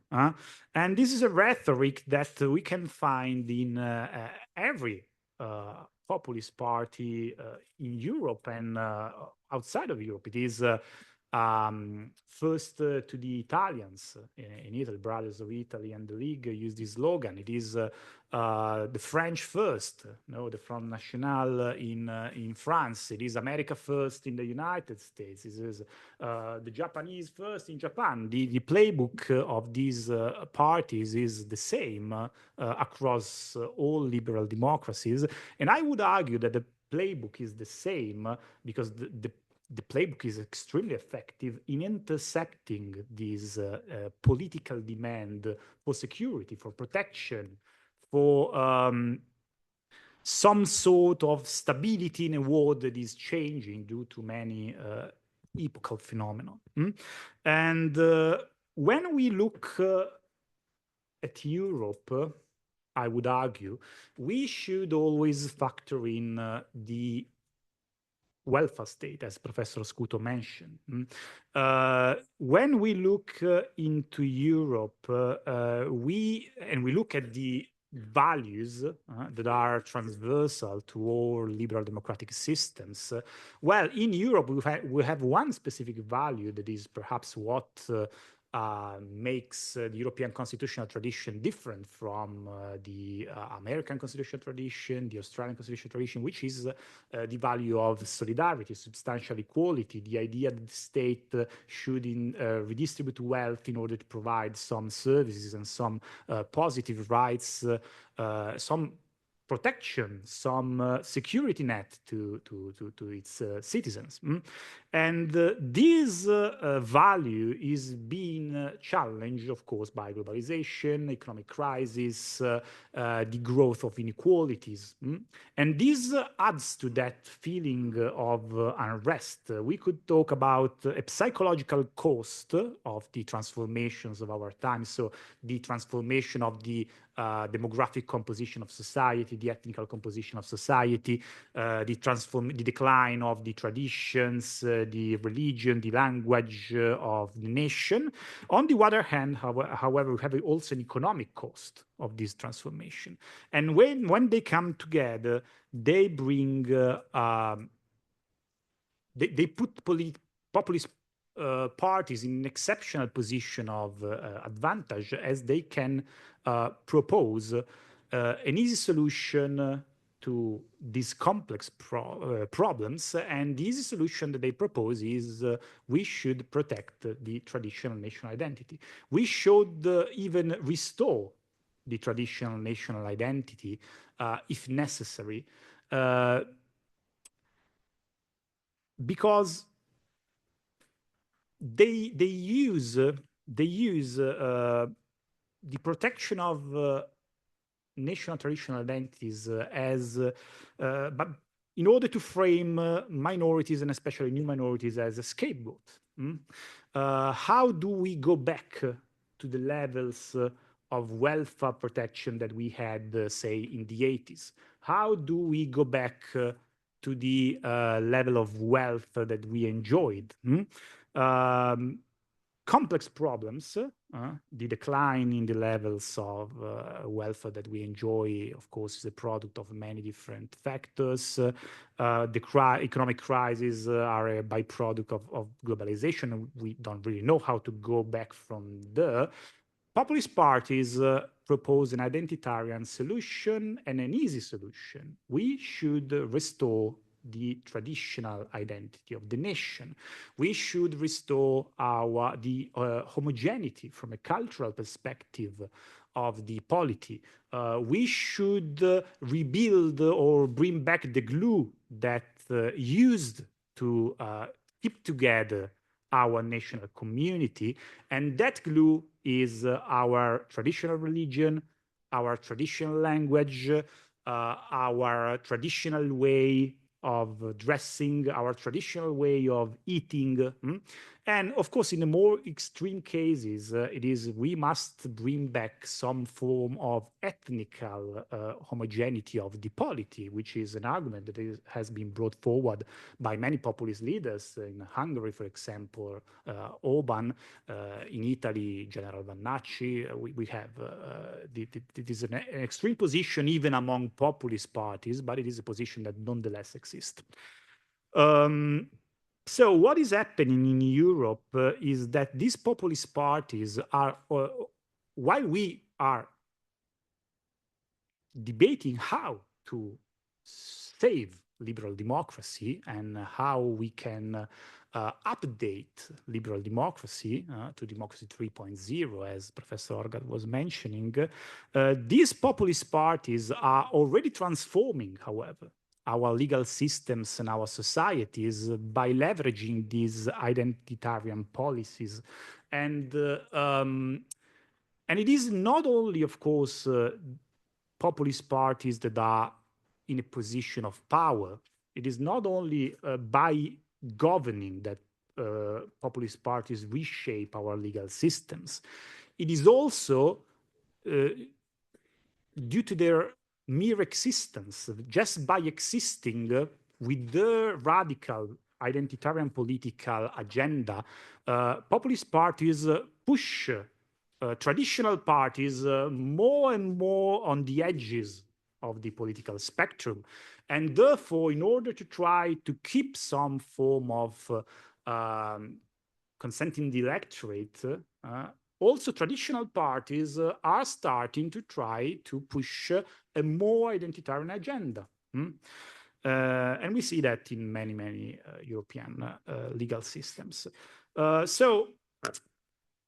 Well, and there is another distinction to be made, of course, between Western Europe and Eastern Europe.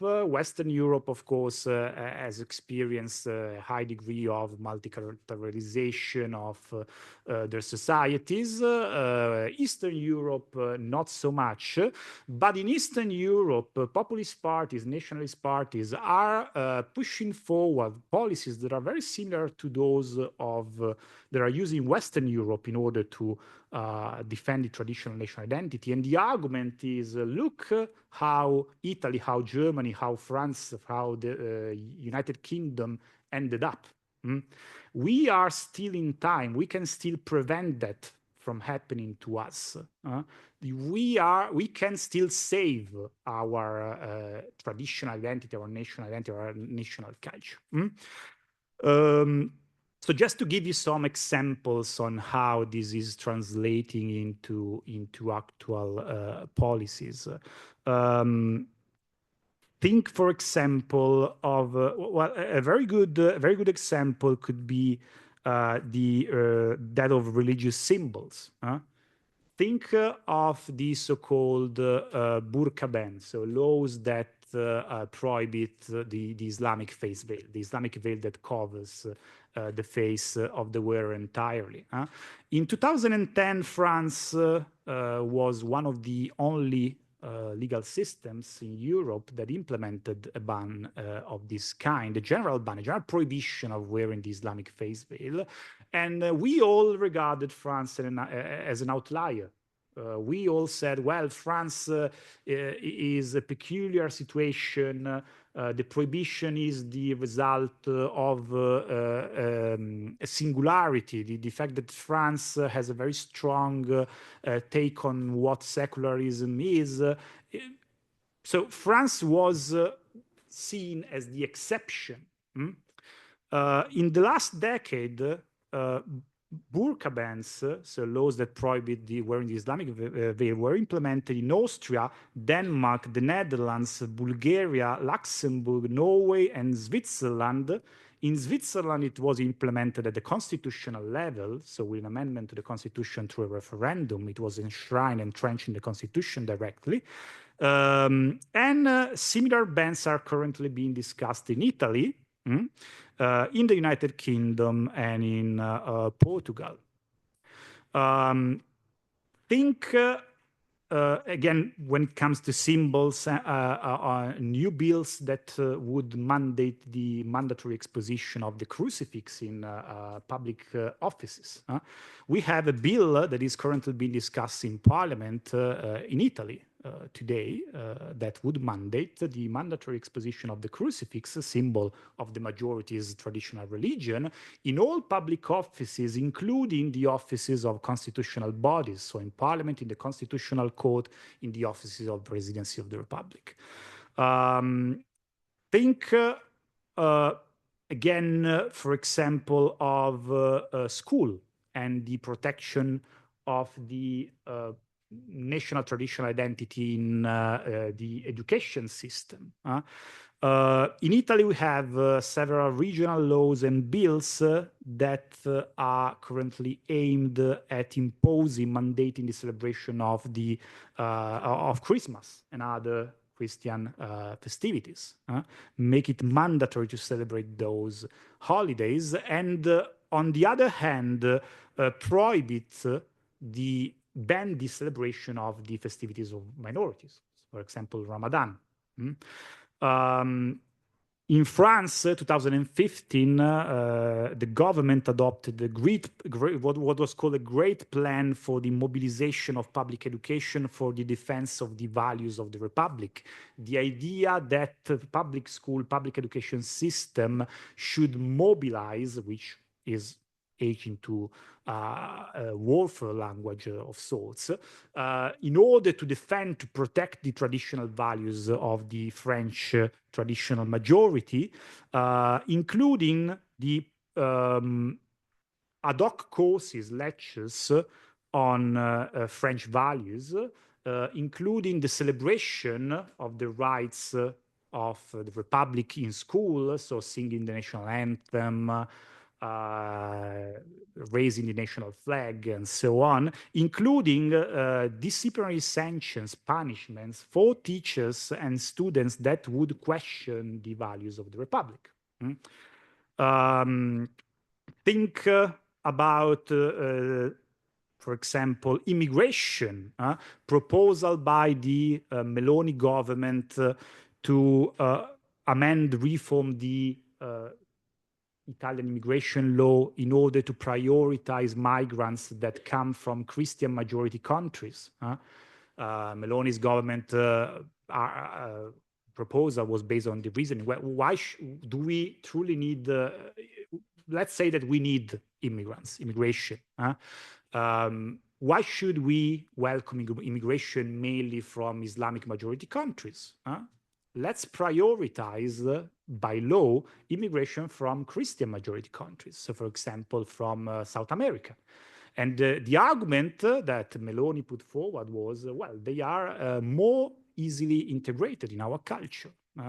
They won't disrupt the glue that keeps us together. Think of the new Danish law on handshake as a requirement to become a citizen. In Denmark, the governing majority approved an amendment to citizenship law that requires that mandates that if you refuse to shake the hand of the public official that is celebrating the ceremony in which you are granted Danish citizenship, if you refuse to shake their hand, you can be denied naturalization. The reason is that there are some minorities in which there is a rule that prohibits physical contact with members of the opposite sex not belonging to the family, namely Muslim minorities, of course, but also some Orthodox Jewish minorities. And the reasoning is, okay, you want to become a citizen, you want to become a member of the polity, then show us that your desire to be admitted into the national culture, the national polity, prevails on the desire to follow the rules of your religion, of your culture. Think of the entrenchment of the traditional religion in the constitution. In Hungary, the Hungarian case was mentioned by Professor Delledonne. We had an amendment of the constitution in 2018 that amended the national avowal, of course, by stating that it is a fundamental obligation of the state to protect our self-identity rooted in our historical constitution. And Article R4 of the constitution was amended to provide that the protection of the constitutional identity and Christian culture of Hungary shall be an obligation of every organ of the state. So amendment of the constitution in order to compel the constitutional bodies that compose the form of government to protect the Christian identity of Hungary. In Italy, again, forgive me for mentioning Italy a lot, but of course I'm Italian and it is the legal system that I know the most. In Italy, again, proposal to amend the constitution tabled in 2023 by the parties of the governing majority that would amend Article 7 of the constitution, which enshrines the separation of church and state clause in our constitutional system, separation between the Catholic Church and the state. It would amend this article by providing that the Republic, the Italian Republic, identifies with the historical, cultural, and social values of its Judeo-Christian roots. So, amending the clause of the Constitution that basically enshrines secularism and the separation between church and state by recognizing the special relevance of the national traditional religion. Think of the protection of the traditional majority identity against European integration. This is the case of the so-called doctrine of the constitutional identity defense. The idea that the protection of national identity should serve as a limit to European integration, as a limit to the primacy of European law on national law.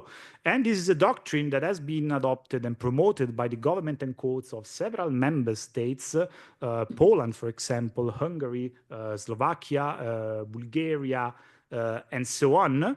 And the argument that was put forward by this government before the European Court of Justice was that the protection of national traditional identity should serve as a limit to European integration and to the implementation of European fundamental values, especially for those member states that are still culturally and ethnically homogeneous. So the more homogeneous you are from an ethnical and cultural standpoint, the more you are entitled to a strong protection of your traditional identity in this doctrine that was rejected, by the way, by the European Court of Justice. So there are many, many other examples, but my time is almost up. And just to draw some very quick conclusions,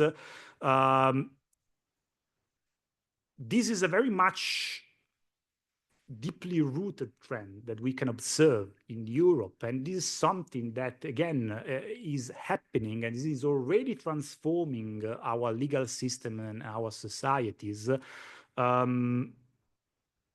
transversal.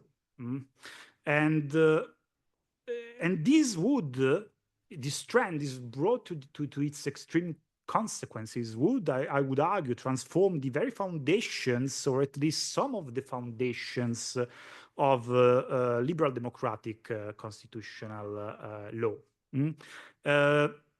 So I believe that right now we are witnessing a dangerous slide in Europe and in Western liberal democracies as a whole, towards non-democratic and anti-pluralist stances that would jeopardize the liberal democratic value system as a whole. And they would transform constitutionalism and public law in somewhat as an instrument that can be used to prevent transformation and evolution in our societies. While on the other hand, we know that the constitutions, especially for those constitutions that were drafted in the aftermath of the Second World War, the constitution's function should be that of an instrument that promotes dialogue, cohesion, inclusion in national polity.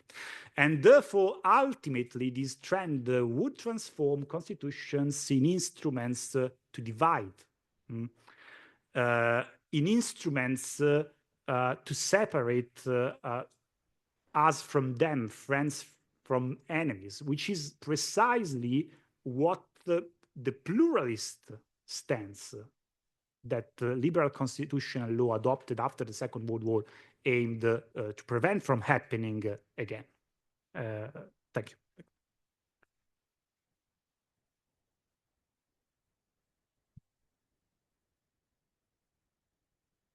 Thank you very much to Professor Cavajon. It's a very interesting lecture on the rise of populism, the return of national identities in Europe, and that shows us that we have many problems also in Europe. But to be optimistic, maybe, I don't know, we could say that we still have some kind of reaction in Europe. I'm thinking about the Italian election on the referendum. I'm thinking about the election in Hungary. So maybe something is changing all over the Europe, and maybe it could be a good news also for the United States and the other part of the world. So I think we have time, a few minutes. I know you're tired. I know about the weather, but we have maybe some minutes for questions, also for this second panel, which has been very, very interesting.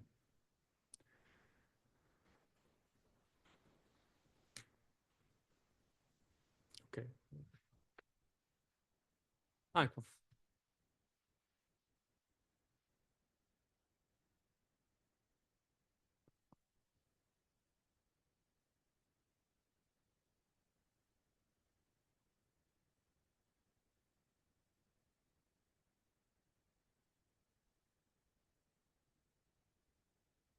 Okay, I wanted to ask a question to Professor Leibler. Is that right? Okay.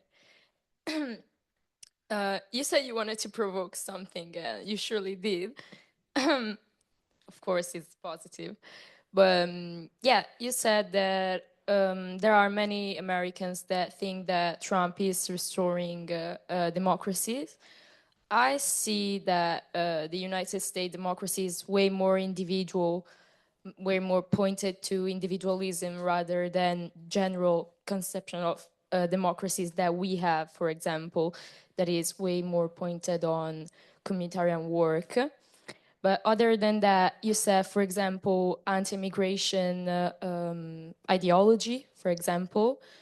And that's part of the fact that America is pointed on individualism, for example. But I also see that many young Americans are actually motivated to change the political state of America. And they are, for example, against Trump.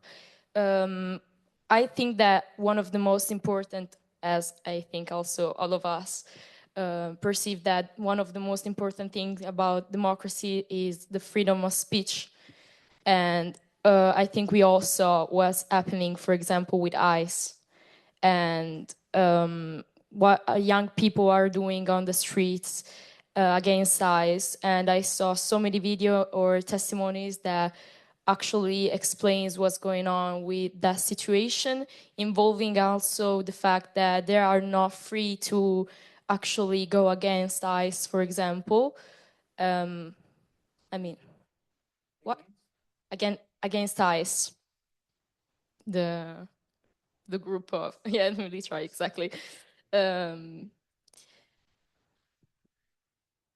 also the fact that, for example, Trump is destroying America's economic point of view, for example, and American people do not even have that kind of money to, for example, pay medical expenses, which, I mean, if you're actually restoring democracies, then you should be caring about if your citizens have the possibility of paying school or medical expenses.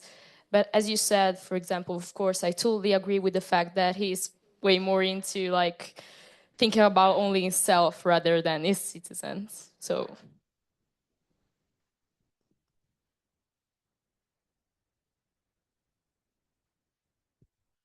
Thank you. What's your name? Claudia. Claudia, thank you very much. First of all, being with us at 6-something p.m. and then asking questions all the time, so you're not just here. Yeah, a very good analysis. Of course, we need to add, their meaning of democracy. Yes, it's again, it's not just that we can argue that there are different types of democracies, but it is that it's not really a democracy. Yes, you are thinking about the system which assures to you. You can think individually, but assures to you or to your group certain types of benefits. And there are two ways of achieving that. One is a positive way, meaning that you are, having different kinds of privileges, or you're immune from, and then this is this more negative approach. So, I mean, maybe you're not in the best position, but if someone, and in a populist way, Trumpists do that, define who's responsible for the challenges, yes, the immigrants, well, the paradox of the United States is, and that's also my reference to what Giovanni said, that we cannot talk about national identity in that context, yes, because, I mean, what kind of nation are we talking about? Not this defined by the court or by the founding fathers, but we are talking about a migrant society, yes, and those who were, I mean, the big paradox of 2016 election for some was that representatives of minority groups, I'm talking about ethnic, racial minority groups, who were directly offended. I mean, Trump didn't go by the book. He went completely opposite to the book. And all the scholars said, come on, that's no way if you can offend directly someone and label him or his peers as, the bad ones, criminals or whatever else. There's no way that someone will vote on him. And then what was the reason why some of them voted on him? Because that type of identity was not crucial for them as much as were economic issues, or at least the ones that were pretended, yes? And you mentioned a very good case study, but we need to remember, and again, I'm not an expert to explain completely why Obamacare didn't work as it was supposed to work, but there was a serious effort despite the political clashes. And it was even backed and supported by the Supreme Court, which was surprising to some in 2013 in NFIB versus Sebelius, that an effort to equalize the chances or to at least give access to more people. But it's a more complicated thing. Since Johnson in the 1960s, they tried to centralize certain things and implement certain programs such as Medicare or Medicaid, and they didn't succeed up till to now. And there's a group of people in the United States who believe the other way of, doing economy, the other way of looking into trade issues. That was one of the reasons why Trump won in 2016, because he knew how to speak. I agree that he knew how to count electoral votes because that's the way how you do it. But he also knew how to speak to people who were unemployed in Indiana, that he will bring back, especially from China, which fit to other type of rhetoric, that he will bring back the jobs. But one last thought here, which I also wanted to share and which coincides with what you are mentioning. The big question is what's going to happen next, because as you said, there are a lot of young people. You gave an example of ICE, and there are other examples who are unhappy. Some people, the paradox was unhappiness of some is a happiness of the others. When we heard that prominent American scholars want to migrate, we said, okay, please come to us. You will strengthen our research. Unfortunately, not many came up to date. But on the other hand, of course, let's be serious. On the other hand, of course, that's kind of a very unique, unprecedented situation.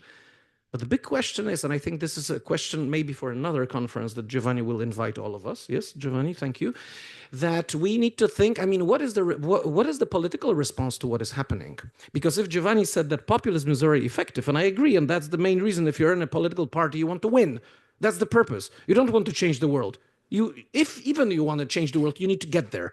If the easiest or one of the ways of doing it is the securitization, populist rhetoric, national sentiment, religion, all of the symbols that you said, okay, let's do it this way because you can win more votes. The big question is to America, how Democratic Party will change its agenda? Because in my opinion, despite the fact that they will win House of Representatives and they'll get closer to Senate, but probably they'll not win Senate, but how they want to regain the White House. It's not just the name of one person who will be the hero of young people. No, the question is whether progressive, liberal, as it is today, rhetoric and idea for America is the one that allows you to win, because these are beautiful values, the values that we all believe in, but unfortunately, they do not work in electoral process. Very much. Do you have another questions?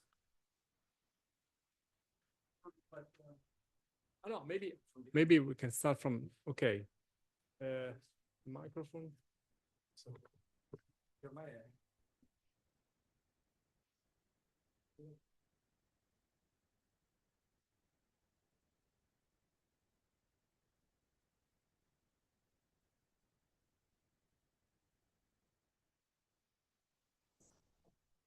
okay. Okay.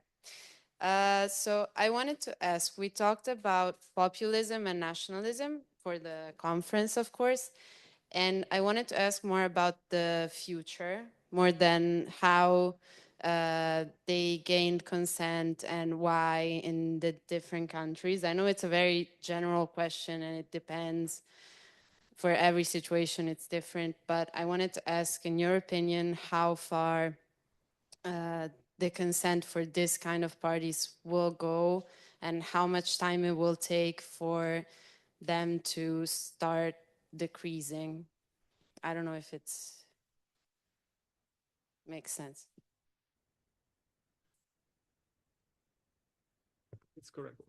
You have a question? Yes.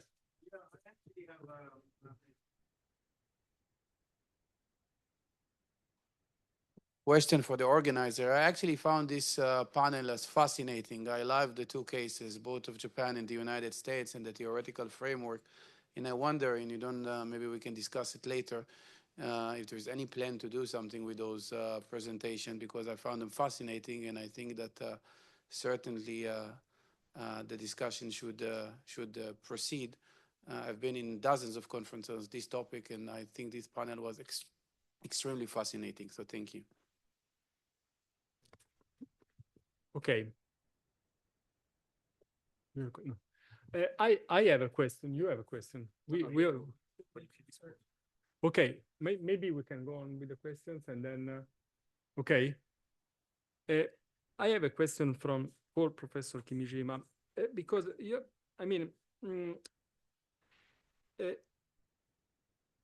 the matter is how to respond to populism. This is the matter. And you talk about the desecuritization.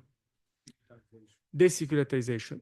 I think this is very important, but I would like to hear from you some other words about it, because in Italy, but not only in Italy, I think also in Europe, it's not easy to respond to the matter of the lack of security. It's very complex to do that. So I would like to, yes, more, some reflection of how do you mean with this kind of form of reaction on populism. And I also a question from you, maybe later. Okay. Okay, thank you very much. Well, I answer to your questions, Chairman's question, and also the audience question.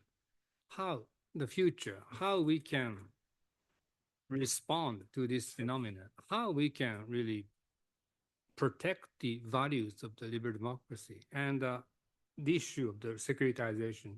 Well, it overlaps. I think we are now in the war situation, basically, simply speaking.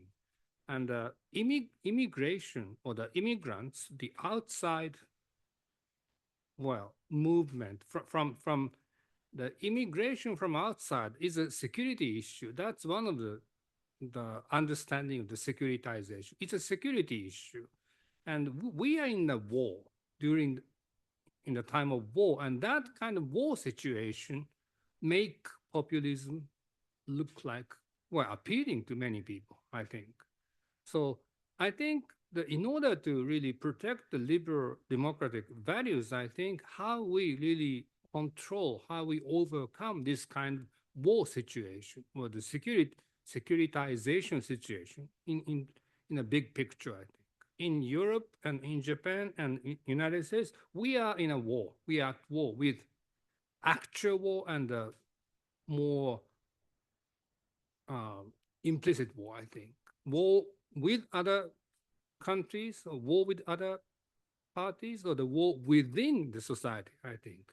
So I think the response to, protect, preserve the liberal democratic value is that how to cope with this situation, I think. And it's not simple, of course. And it's very, very difficult. But the security issue is behind, I think, the rise of populism, I think, in the past 10 years. It's particularly after the 9/11, I think, globally, anti-war. War on terror is related, I think, this kind of situation. Security comes first. And that is related to the populism, populist mobilization, I think. So the issue is more related to war situation, I think.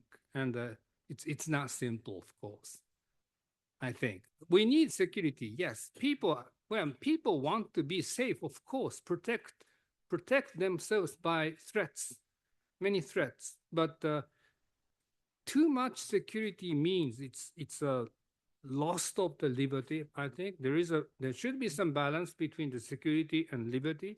And where is the balance? A poor balance. We have to find that balance. It's not easy, but I think that's one of the issues behind the populist rise of populism, I think. Thank you.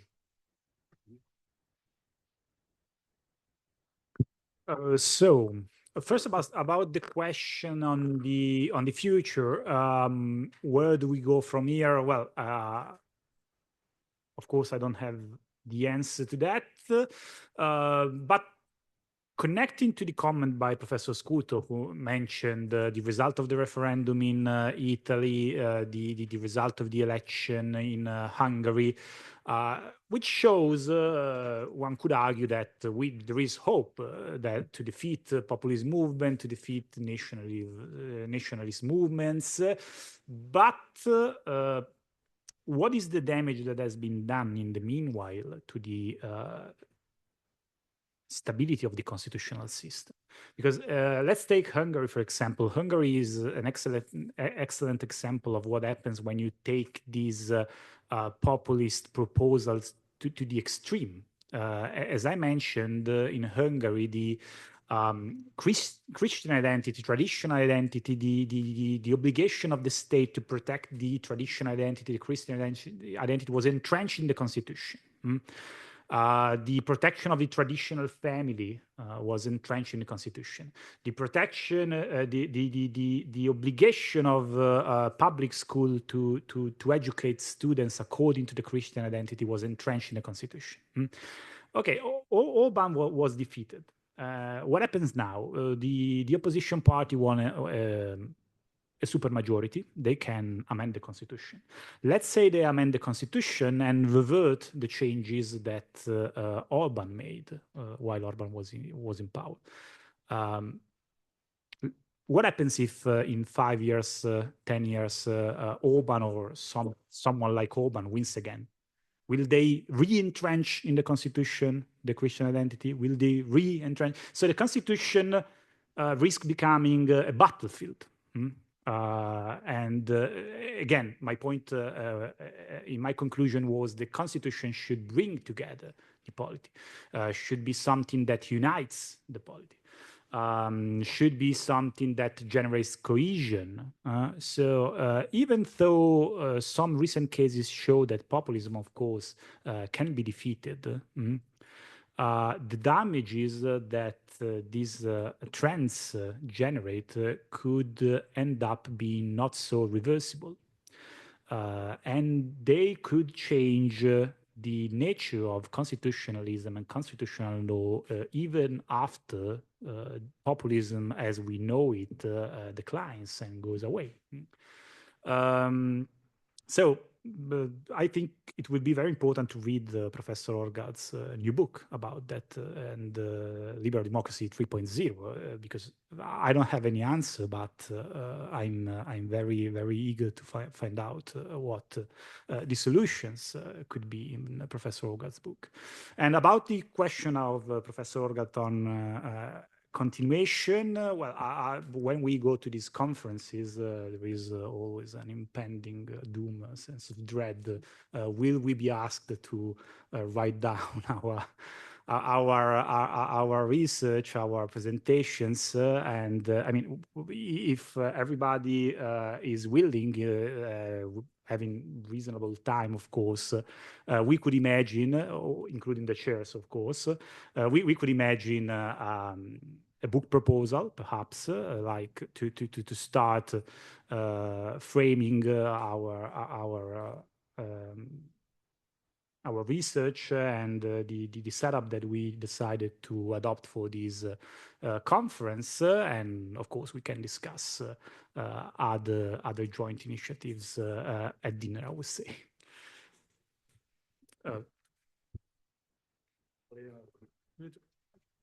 You know, it's late. I can, but it's just, you know,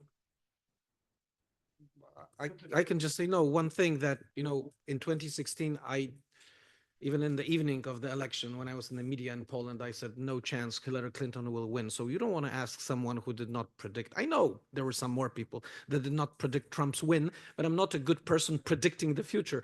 I just want to say that I believe, commenting also what was said here, that I believe that, I mean, the direct answer is no, meaning that we will not regain the world that we had. But it's not a pessimistic answer, because always after wars, after conflicts, after declines, we have something new. And in that context, I believe, at least it's difficult for me to believe as a Pole with a war in Ukraine and many other things happening, and someone who's analyzing US, that we can get rid of securitization soon. I think that we may have a different kind of, hybrid version of something that we know today as liberal democracy, but where this tension between security and liberty, I completely agree, we should balance it, but it won't, in my opinion, it won't be balanced, but maybe let's try to use it in a positive way. Because if you ask majority of people in many states today, they think about security. So they kind of agree that they can get rid of some of the powers. The problem is that if you allow them to take a little bit, they're very hungry. Yes. So let's hope it's going to be good. Hi. Professional answer. I wanted to thank everybody for the amazing lectures. I think each lecture added something to the conversation. It was really, really interesting. And my question was to Professor Reidler. I hope I didn't misunderstand this, but you said that the limitation of rights and freedom is natural. Did you mean in the United States or in general? And why? Why? Like, what? Answers to that question. Some say because it's human nature. The context that once you are in the opposition, you say things that you say, but then when you gain power, suddenly it's not that you forget, but you either see the limits or you see that you need to bargain things. Of course, US is not like Italy or Poland. It's not a coalition country where the agreement between coalition means that you have to sometimes get rid of your part of your identity. But the problem is that a very good example of Obama and Bush. So Obama won for many reasons. One of them was an anti-Bush sentiment, which was obvious because of economy, because of war on terror, and many other, because of surveillance measures without approval of Congress, and many other things. But he won, and he promised several things. And one of the first things he promised, I will close Guantanamo Bay. Even on the first day, January 20th, which was 2009, yes, when he started, he signed an executive order of closing Guantanamo Bay. But he didn't, because he realized that it's not so easy. He said that he will withdraw the troops. He didn't. He sent more troops, yes. He said that he will end surveillance program. The only thing he did, which is good, he legalized them. Meaning that, what Bush did was illegal. What he did was quite similar, but it was legal. So again, and this is just a case study. Do not derive too much from this one case study. I'm just saying that it's really difficult for some of those who govern, especially while, Trump is Trump, but Trump versus United States, if the case of the Supreme Court, which gives potential for the presidents at least to be protected to what they're doing during their tenure, is something that gives a problem for the future. Because if we, let's hope, have only just, fair people who are ethical and moral, we are all safe. But if within institutional system we have some flaws, then of course, as we have in certain positions in the United States, it's just a matter of time when someone will come and use them. And in my opinion, this is not a perfect system. I love America due to many other reasons, but this is not a perfect system. And I see these imperfections. Imperfections are real when someone who is imperfect comes to power, which we can see nowadays. So this is what I wanted to say. I mean, a natural thing, not to agree with it, not to say it's okay, but unfortunately, especially since 1940s in the United States, it was a natural thing to limit. And Claudia mentioned freedom of speech. You know what is the paradox of the United States? This country was built on freedom of speech. It was built. They hated King George because of lack of freedom of speech. 10 years after creating new country, they imposed first censorship. So you can speak and write whatever you want, provided it's not against the federalist government. Unfortunately, this shows that the position that you're at, having power, sometimes spoils you. And I observe it in American history. That was what I was referring to.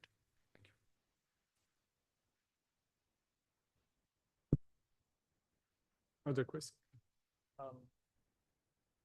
Thank you for your speech. And I'd like to mention that the section of the Professor Kim Yi-jun's discussion of securitization is primarily actually based on a paper I wrote to submit to the thesis award. And with that in mind, I'd like to ask Professor later a question.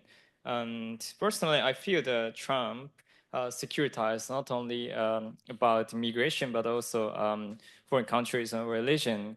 So creating a pervasive atmosphere in American politics where rather than normal politics, a state of emergency prevails, one in which democratic debate and procedures are effectively suspended.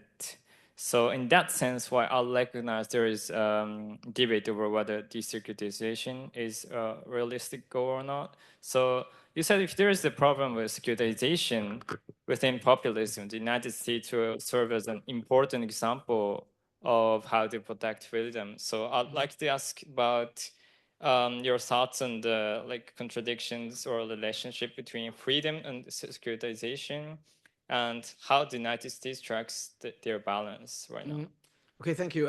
I'll be very brief. I'm sorry, you have a very good question, but you open just, a kind of flood of thought here. So especially post 9/11 America shows you how the tensions between freedom and security look like. And a lot of people agreed directly after 9/11, let's get rid of some. And then you have the Patriot Act, which of course, when you read it and you analyze it from a very cool head, which is difficult in a post 9/11 era, there are a lot of limitations of constitutional freedoms. But again, the question is, when this is done, I mean, when we have the process ready in which we can say this is unconstitutional. American Civil Liberties Union, Brennan Center for Justice, many say that. But fortunately or unfortunately, depending on the perspective, it is unconstitutional once the Supreme Court defines it unconstitutional. And the Supreme Court did not define any part of Patriot Act up to date unconstitutional. They changed some things, but still it was the win of security towards freedom. In my opinion, there's no balance, and there will be no balance because America is a security type state. And just to show you again, supporters of Barack Obama will dislike me, but I loved Obama. Barack Obama, up to date, deported more people than Trump. I know that he did it in a kind of more elegant way. Okay, the quality, not the quantity. But sorry, this shows you that everyone plays this game of securitization, which fits in the current Japanese politics. We'll see each other later, and we can talk about these issues, but I'm sure people have some other plans for today. Thank you.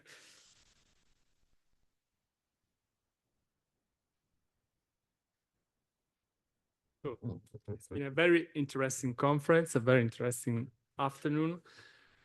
I really would like to thank all our distinguished scholars for their contribution. Thank you very much. But I would also like to thank the audience. You've been a wonderful audience. You've been really a wonderful audience. And maybe we can meet again on the next conference organized by Professor Cavajon. So thanks a lot. Bye.